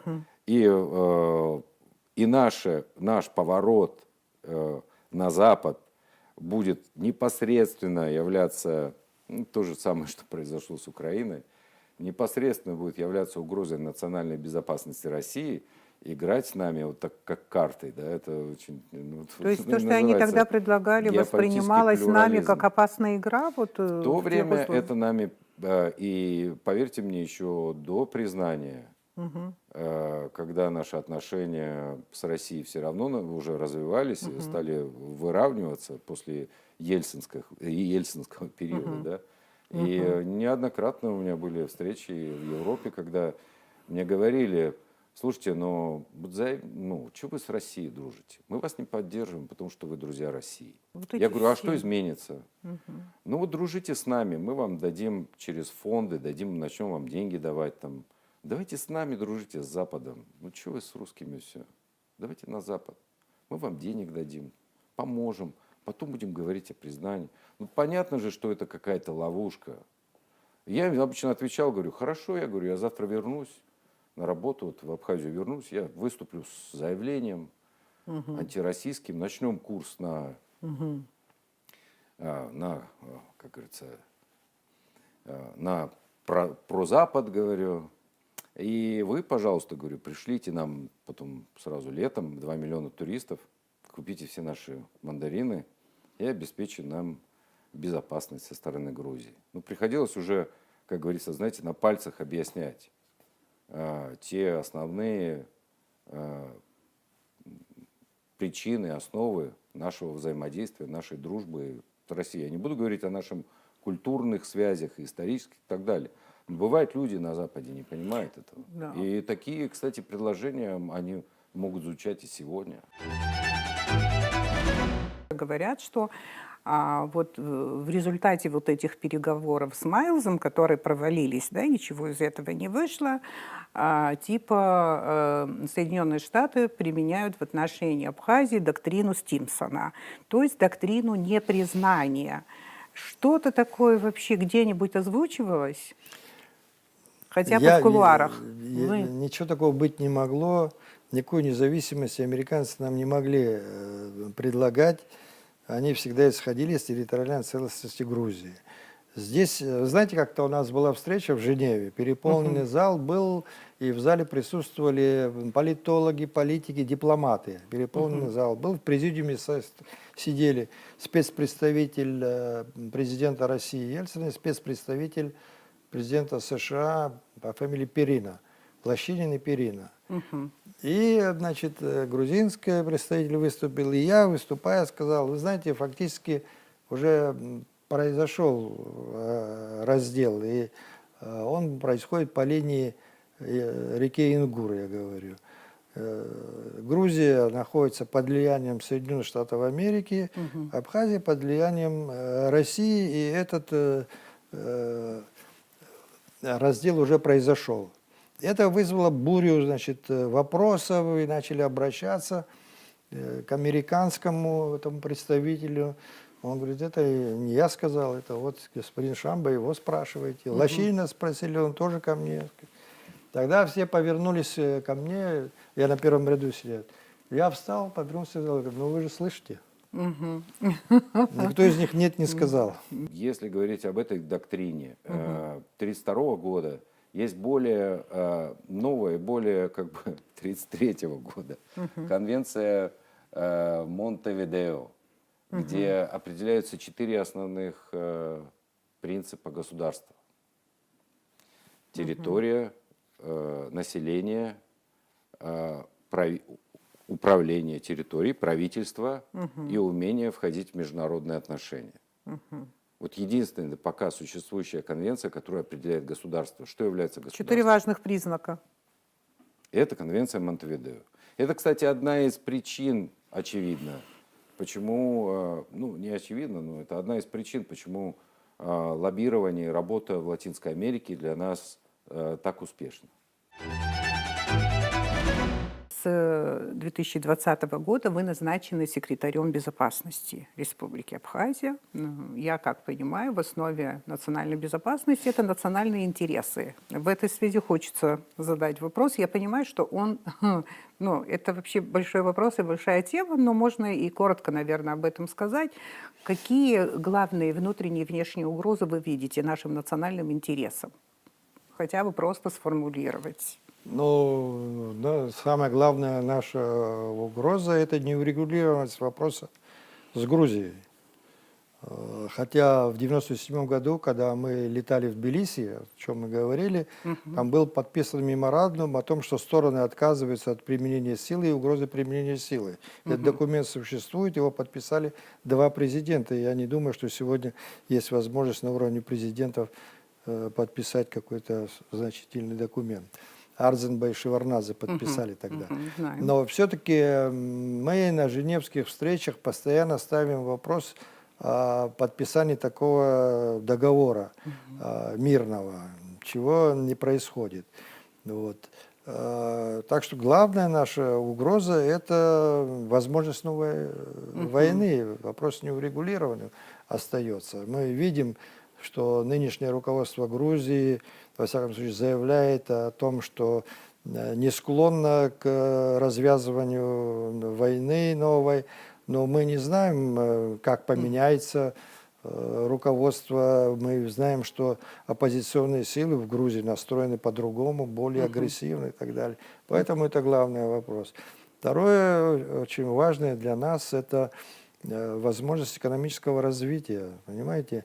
Вот что самое главное для экономического развития любого государства? Это внешние инвестиции, это внутренний потребительский спрос и экспорт.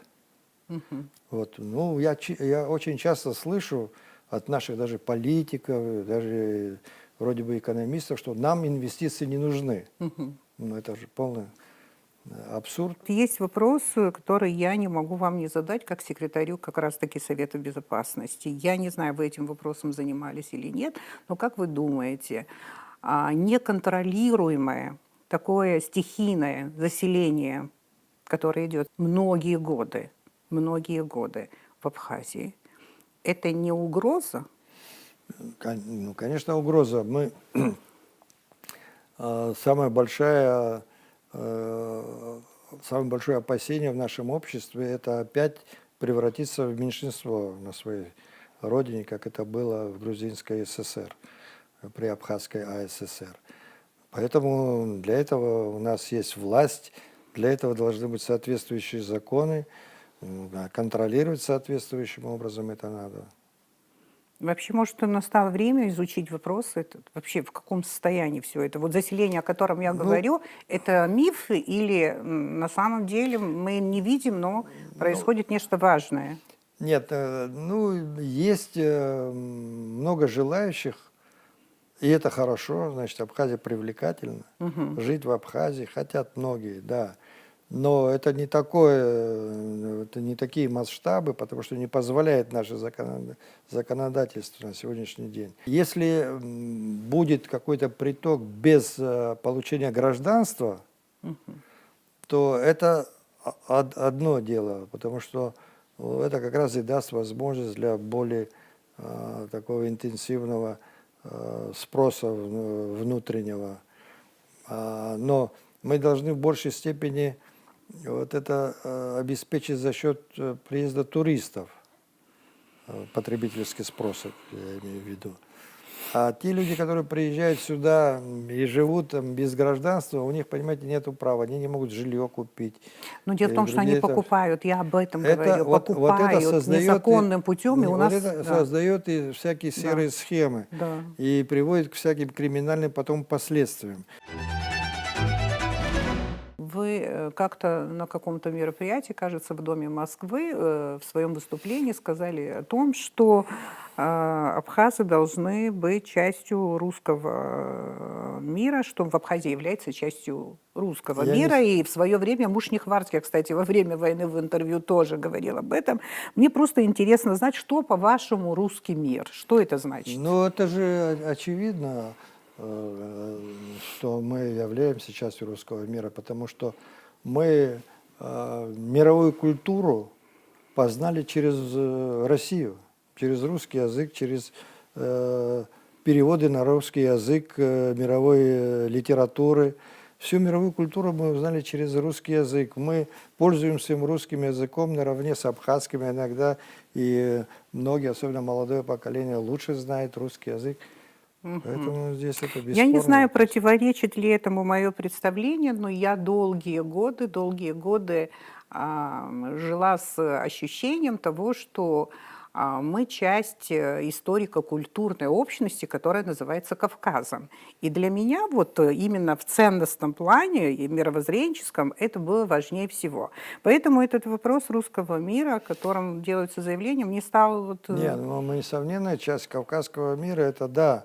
Но еще раз повторяю, мы достижения мировой культуры узнали не через кавказские языки, а через русский язык все это познавали. Ну, видимо, зависит от того, какие критерии вот, определения того, что есть русский мир. Насколько я знаю, вот из литературы впервые этот термин применил Достоевский еще в XIX веке. Ну, я вам скажу, да. Мы привержены православию, традиции у нас как-то... Ну, православие, оно все-таки византийское. И для России, и для нас тоже. Это византийское православие. Уже нету, Византии уже нету, а это перешло России по наследству.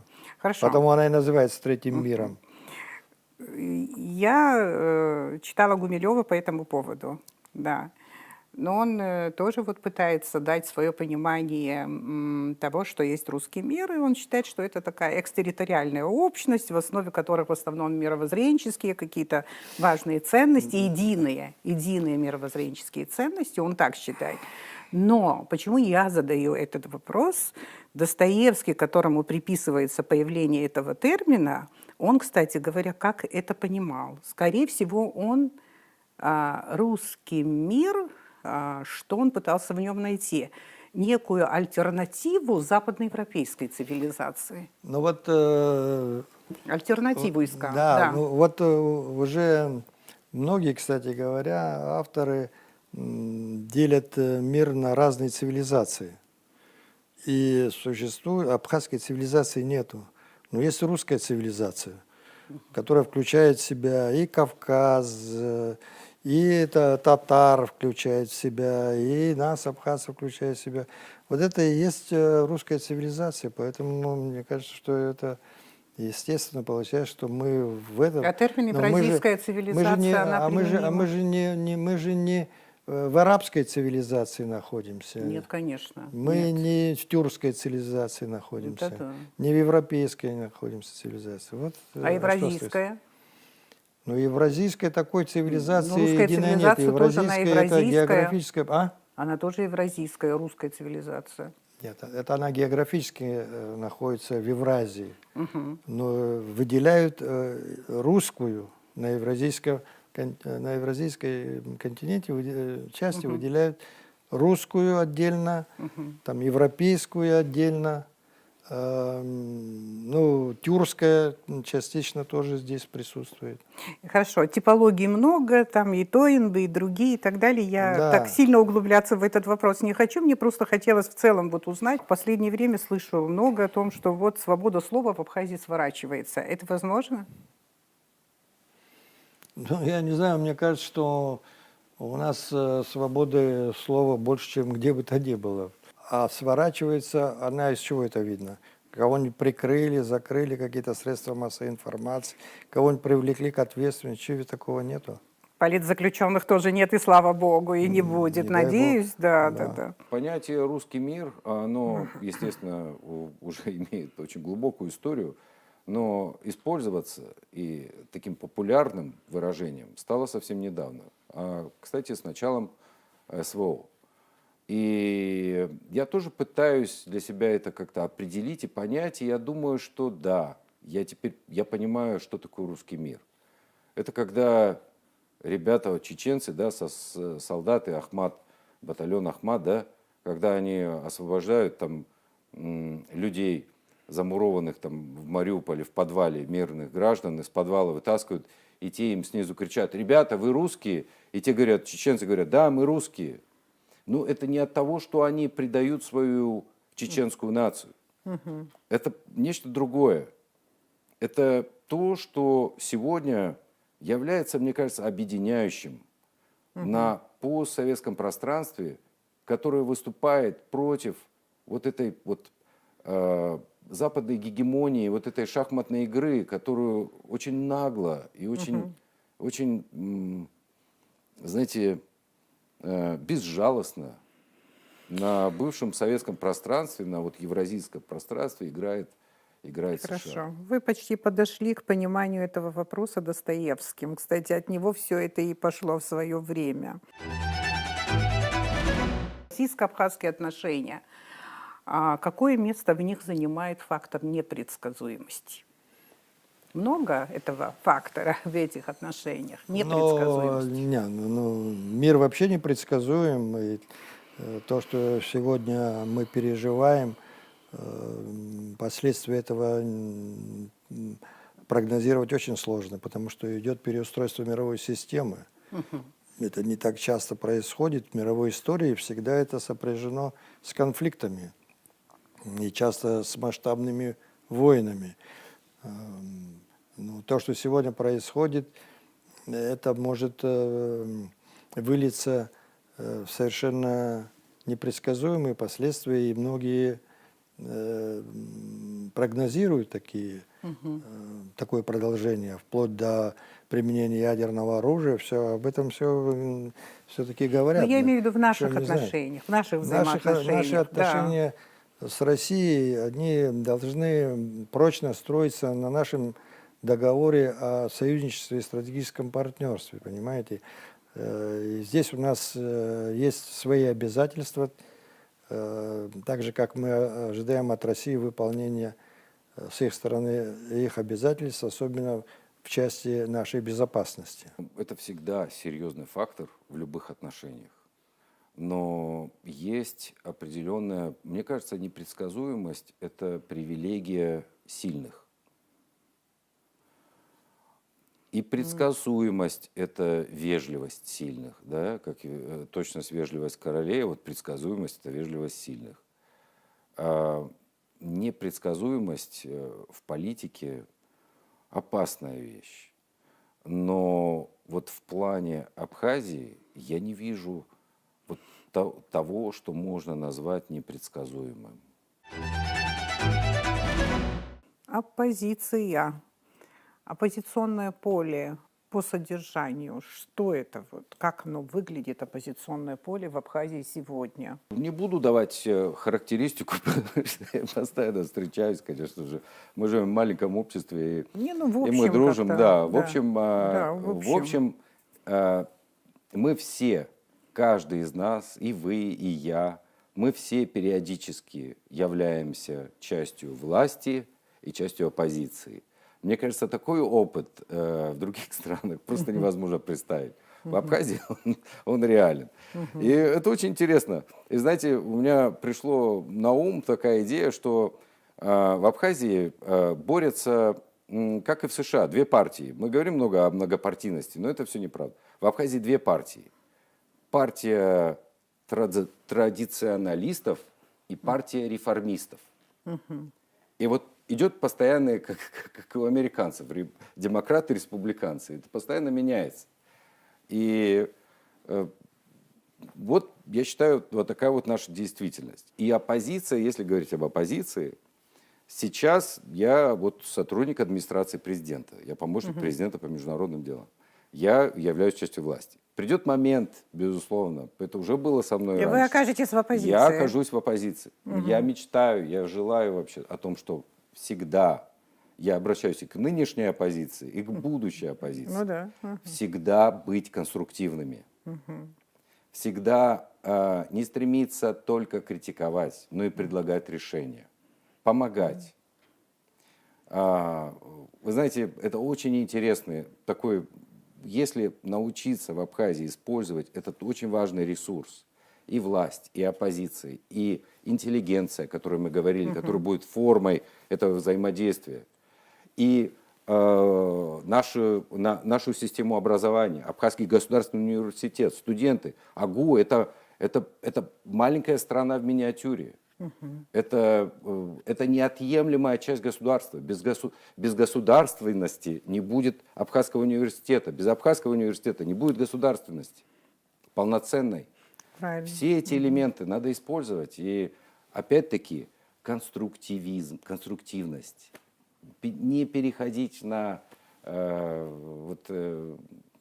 какие-то личные эмоциональные всплески, а просто попытаться именно в решении вопросов, извините, я занимаю, наверное, много времени, но я хочу очень важную внести сюда мысль. Мы в Абхазии очень часто сталкиваемся с проблемами различными. И нам эти проблемы кажутся абсолютно уникальными, такими, что их невозможно решить никаким путем. И от того, что мы не знаем, как их решить, мы начинаем говорить о том, что проблема в менталитете, проблема в лени, проблема в отсутствии денег. И начинается вот это соревнование в том, кто больше перечислит проблем. Заметьте наши форумы и выступления в Абхазии, которые происходят, конференции. Все.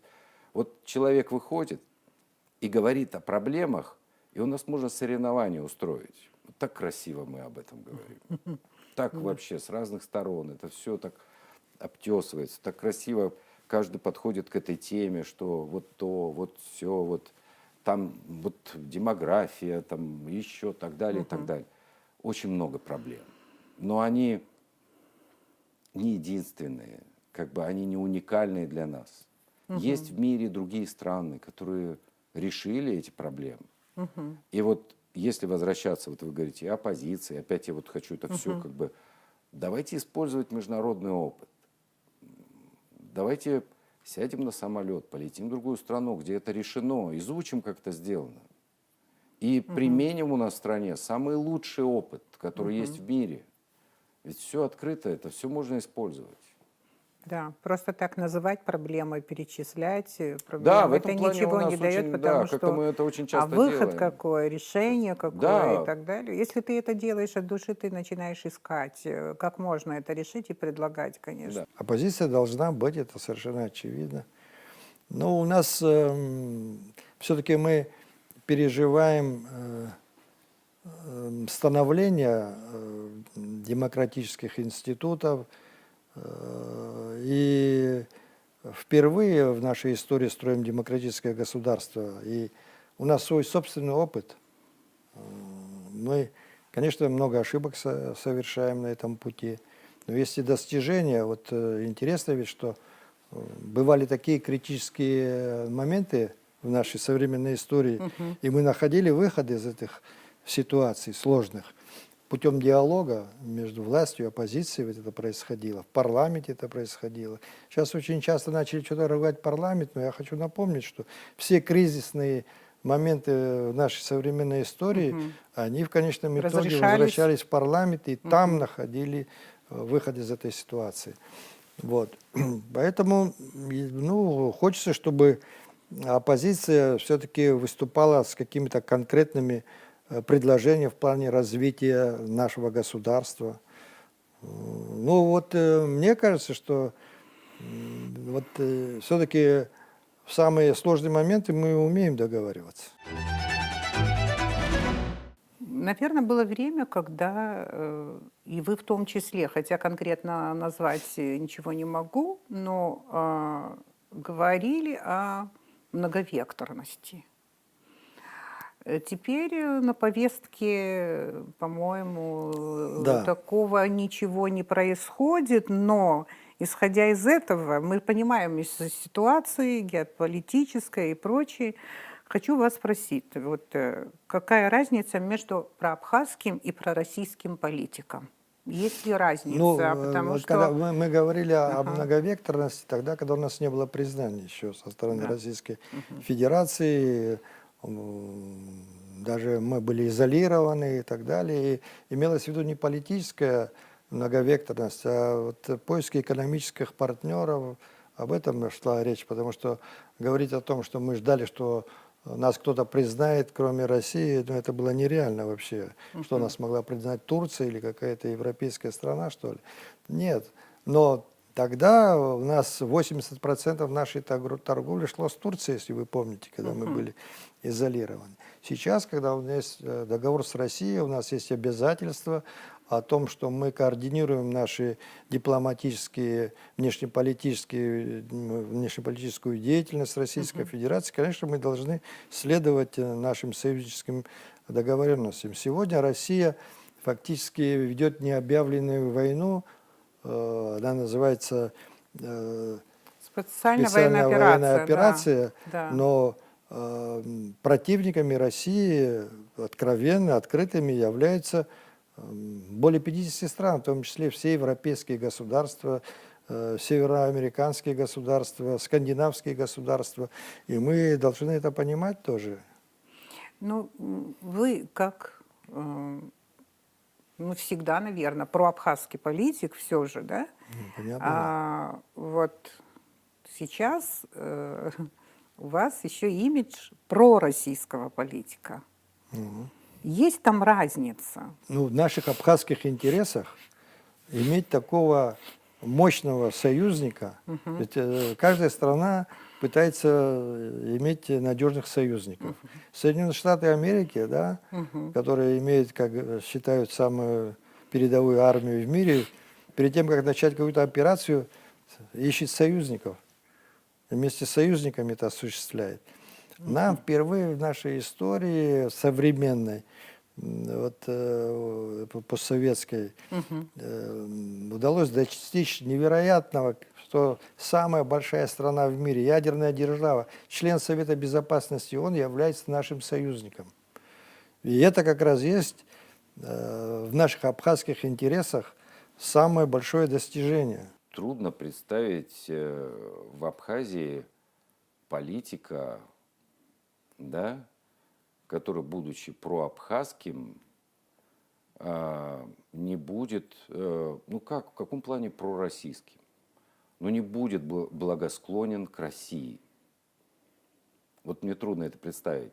Если такого политика представить в Абхазии, который проабхазский и не благосклонен к России, не пророссийский, то про какой он?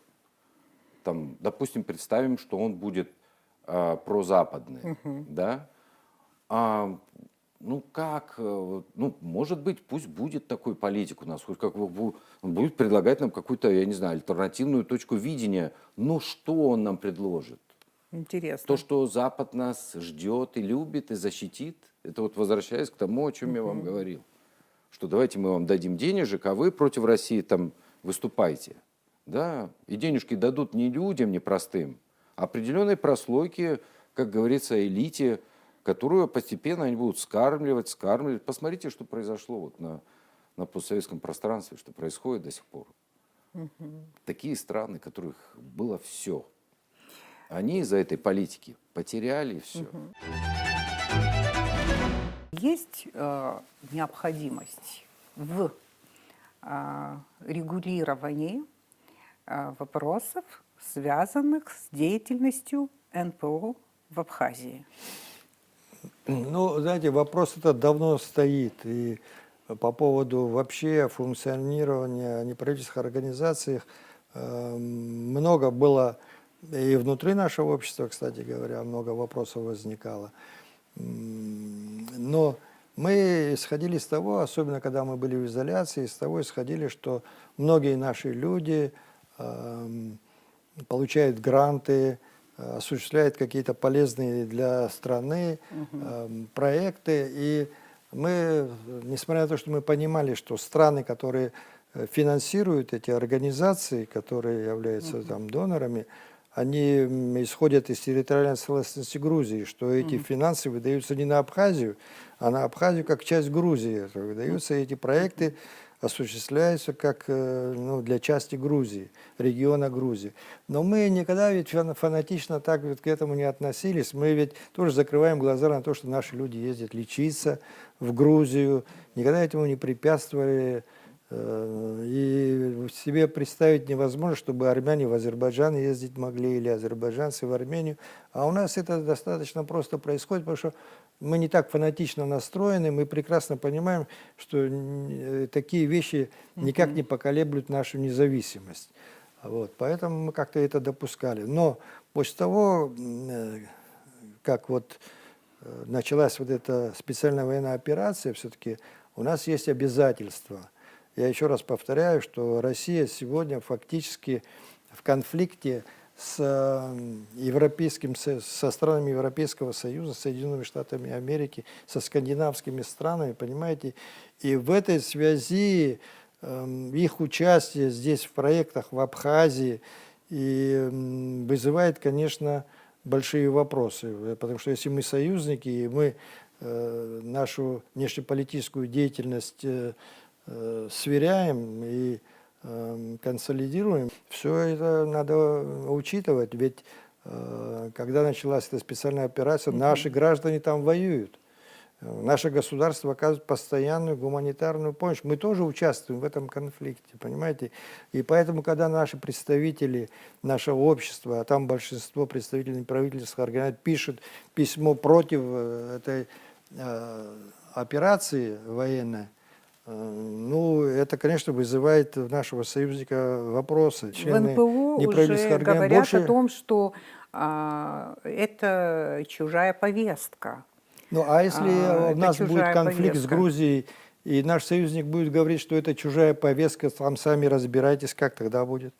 Я еще раз повторяю, наше главное завоевание и наша надежда на безопасность – это союз с Россией, который мы должны укреплять и не должны давать сомнения в нашем последовательном выполнении наших обязательств. Скажите, вы как человек, ну вот в определенной степени компромиссов. В политике без компромиссов тоже не бывает. Можно надеяться на то, что по этому поводу у нас будут не крики, а у нас будет обстоятельная дискуссия и анализ всего, что связано с деятельностью НПО в Абхазии.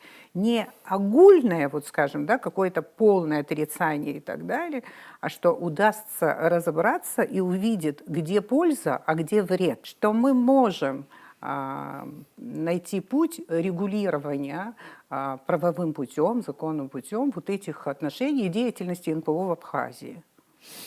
Знаете, я этой темой не занимался, но когда вот она возникла, я решил все-таки найти компромиссное решение. Я поехал сам и встретился с представителями неправительственных организаций и предложил им: вот вам вот договор, который я взял, как я вижу, скажите, с чем вы здесь недовольны, будем искать компромисс. Но через некоторое время никто, значит, не отзывается. Я спросил: ну что вы там, что тянете? Нет, сказали, нам вообще не интересно это обсуждать. Ну, на этом и прекратилось, так сказать, мое вмешательство в это дело, но все-таки я считаю, что да, нужно найти взаимоприемлемые какие-то решения по этому вопросу. Сейчас, кстати, часто начинают нападать на определенных лиц конкретных, там, на министра иностранных дел. Это не вопрос одного министра иностранных дел. Я еще раз говорю, это связано с теми событиями геополитического масштаба, которые происходят сегодня в мире. Да, мы маленькая страна, но во всех катаклизмах, которые происходили, крупных, масштабных, мы всегда участвовали, потому что мы живем на такой территории, не потому что мы такие великие и всем нужны. А живем мы в таком геостратегически важном регионе, что мы вовлечены всегда в эти... И сейчас мы вовлечены в эти события, которые происходят. Все это надо учитывать, конечно. У меня ведь тоже вот эта проблема не как черно-белое кино, абсолютно, да, все понимаю, но скажите, когда иностранные источники, доноры спонсируют, финансируют СМИ в чужой стране, скажем, в моей стране, это нормально? Это ненормально, но это говорит не о том, что западные источники такие плохие. Это говорит о том, что внутренние источники не могут в достаточной степени заполнять этот вакуум, который необходимо заполнять. И, допустим, если мы говорим о наших НПО, которые работают на иностранные гранты, я понимаю, что, выбирая грант, наши неправительственные организации, ну, естественно, если будет грант из Грузии, навряд ли они его примут. Да, если грант представляет грузинское правительство. Но если грант представляется какой-нибудь большой международной организацией, такой как ООН, да, и если вдруг им предложат грант другие, почему бы в России очень много фондов, почему бы российский фонд не предложил им грант? Это хороший повод для того, чтобы использовать мягкую силу, и мы вернемся к этим вопросам и взаимоотношения с Россией, которые очень важно также развивать не только на правительственном, официальном уровне, но и на общественном. И почему бы не наладить сотрудничество между абхазскими общественными организациями, которые очень сильны, они имеют колоссальный опыт, потому что они развивались еще с тех пор, когда мы жили в блокаде, в абсолютной изоляции. Я часто привожу пример британскую организацию по разминированию, Hello Trust. Вы знаете, к ней очень двоякое отношение. Но благодаря этой организации Абхазия, кажется, единственная страна в мире, которая официально признана чистой от минного заражения. Ну, как вы считаете, государство должно знать, чем занимаются международные неправительственные организации в Абхазии? Безусловно. Знать это глубоко и в полной мере. Безусловно, конечно. Вот Но для... есть же закон об общественных организациях, который, кажется, это регулирует. Я знаю, что многие наши неправительственные организации, они ведут очень четкую отчетную деятельность. Они отчитываются перед налоговой и так далее, и перед МИДом. Механизм должен существовать наверняка, вот я так думаю, просто, опять же, детально обсуждать проблему я не собиралась, и поэтому это говорю, но есть, наверное, направления и сферы, где международные те же неправительственные организации финансируют полезные проекты. Но, наверное, есть такие сферы, куда не надо допускать вообще. Абсолютно, да. Да, вот об этом речь идет. Вот Нам- я надеюсь, что об этом идет речь, об Я тоже этом. надеюсь. Я Да, тоже да, надеюсь. И да, потому что поймите, я боюсь, что мы какую-то часть своей молодежи пропустили. Это святое для нас, вот, молодежь. И если на самом деле где-то происходит переформатирование мозгов определенной части молодежи, это уже вопрос даже нашей национальной безопасности. И, конечно, государство должно этим заниматься.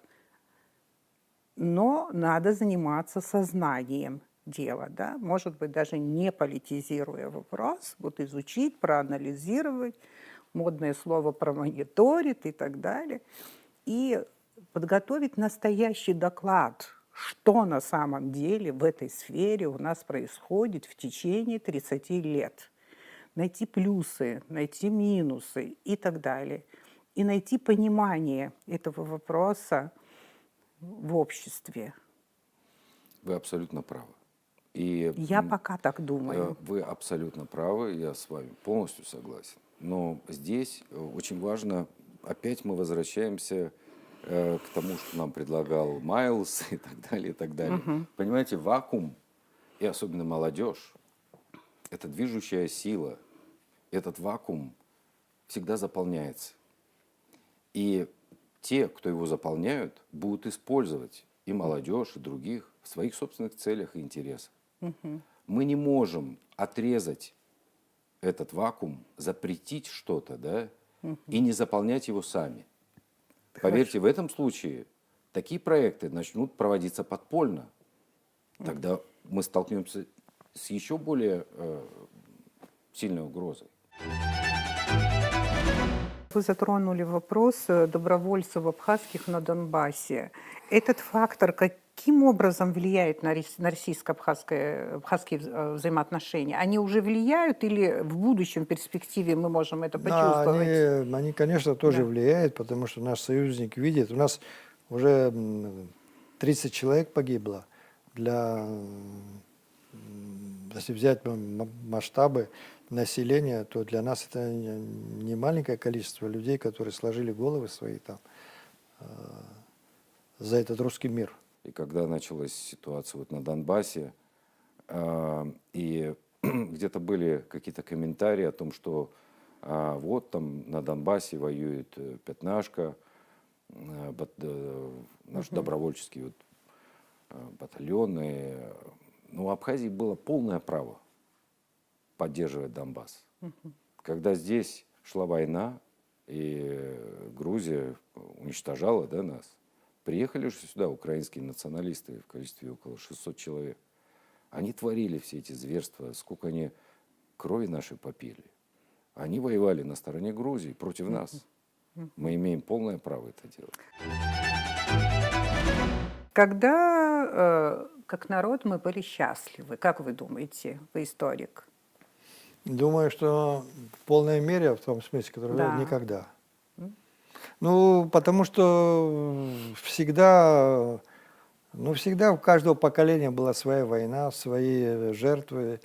Ну, из того, что мы помним, там многие ссылаются на советский период, да, ну, извините, и советский период тоже породил те проблемы, которые привели потом к войне. Знаете, я вспоминаю, каждый народ, каждый человек, давайте человек отдельно, всегда считает, что он был счастлив, когда он был молодым. И, народ? И мне кажется, у народа тоже. И народ тоже мысленно отождествляет себя с каким-то периодом, который был до. Я это иногда слышал, что мы возвращаемся в тот период, допустим, в начало там, 19 века, кто-то в 16 век, кто-то в 8 век. Ну, я не знаю, в каждом... Давайте так это скажем, что народ должен быть счастлив сегодня. Когда он был счастлив, я не знаю, не буду говорить, он всегда был счастлив. Мы живем на райской земле. Вот поэтому надо научиться быть счастливым сегодня. Посмотрите по сторонам, в какой стране мы живем. Это прекрасное место. Ну где еще такое есть? Поэтому мы, наш народ, счастлив сегодня, именно сейчас. и завтра. И я желаю и послезавтра, и через 100 лет. В чем мы могли бы стать образцом? Да мы уже образец во многих вещах. Я вернусь в начало нашей дискуссии, не дискуссии, извините, нашего интервью, когда мы не превратились в военную хунту или в общество, которым правят какие-то радикалы, фанатики. Мы образец того, что несмотря на международное давление, несмотря на то, что никто нас не поддержал, кроме там, братьев, друзей там, Северного Кавказа, из России, приехали люди, нас поддержали. Но по большому счету, как государство, нас никто не поддержал.